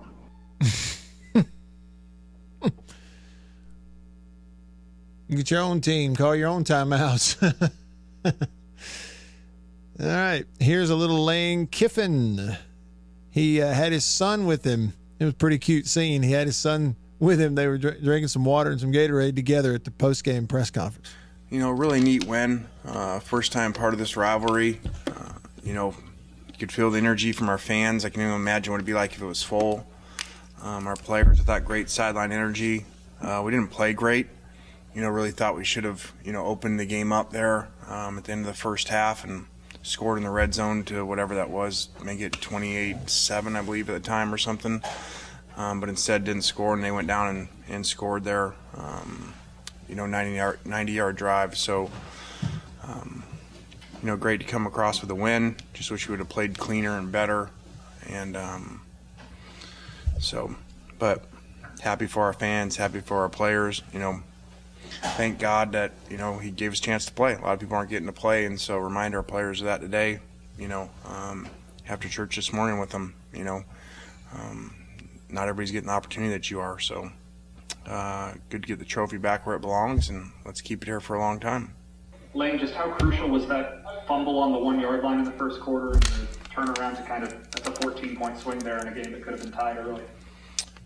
Yeah, it really was. Obviously, big momentum swing, almost scored on it. So, that was huge, and, a lot of really close plays that were reviewed today, and, that's what happens in rivalry games. Usually records don't matter, and they're very competitive. I was concerned, we'd struggle in this game, so that's why we brought Knox here. And, I think every time you come we win, right? No. No? What game did we lose? Florida and Alabama. Oh, yeah, that's right. Well, maybe if you get a haircut. Good a Joe. Try Paris, right? Wayne, you said earlier in the week that you felt like Otis would play a lot. What did you think of his game today? Well, I'll have to watch the film for that. As you guys know, kind of on that side, I'm kind of making adjustments. So sometimes I don't see all the plays, and but sounds like he did some good things, but I'll have more for that. More for that after watch the film. How about the kid? He said, well, I was here. We lost to Florida and Alabama. His dad goes, yeah, maybe. So, well, maybe you need a haircut. That was a really cute scene. All right. Kiddos, thanks for tuning in. I'm Matt on this Reaction Monday. We'll see you here tomorrow at The Drive coming up next. For everybody here at this show, see you tomorrow. See you.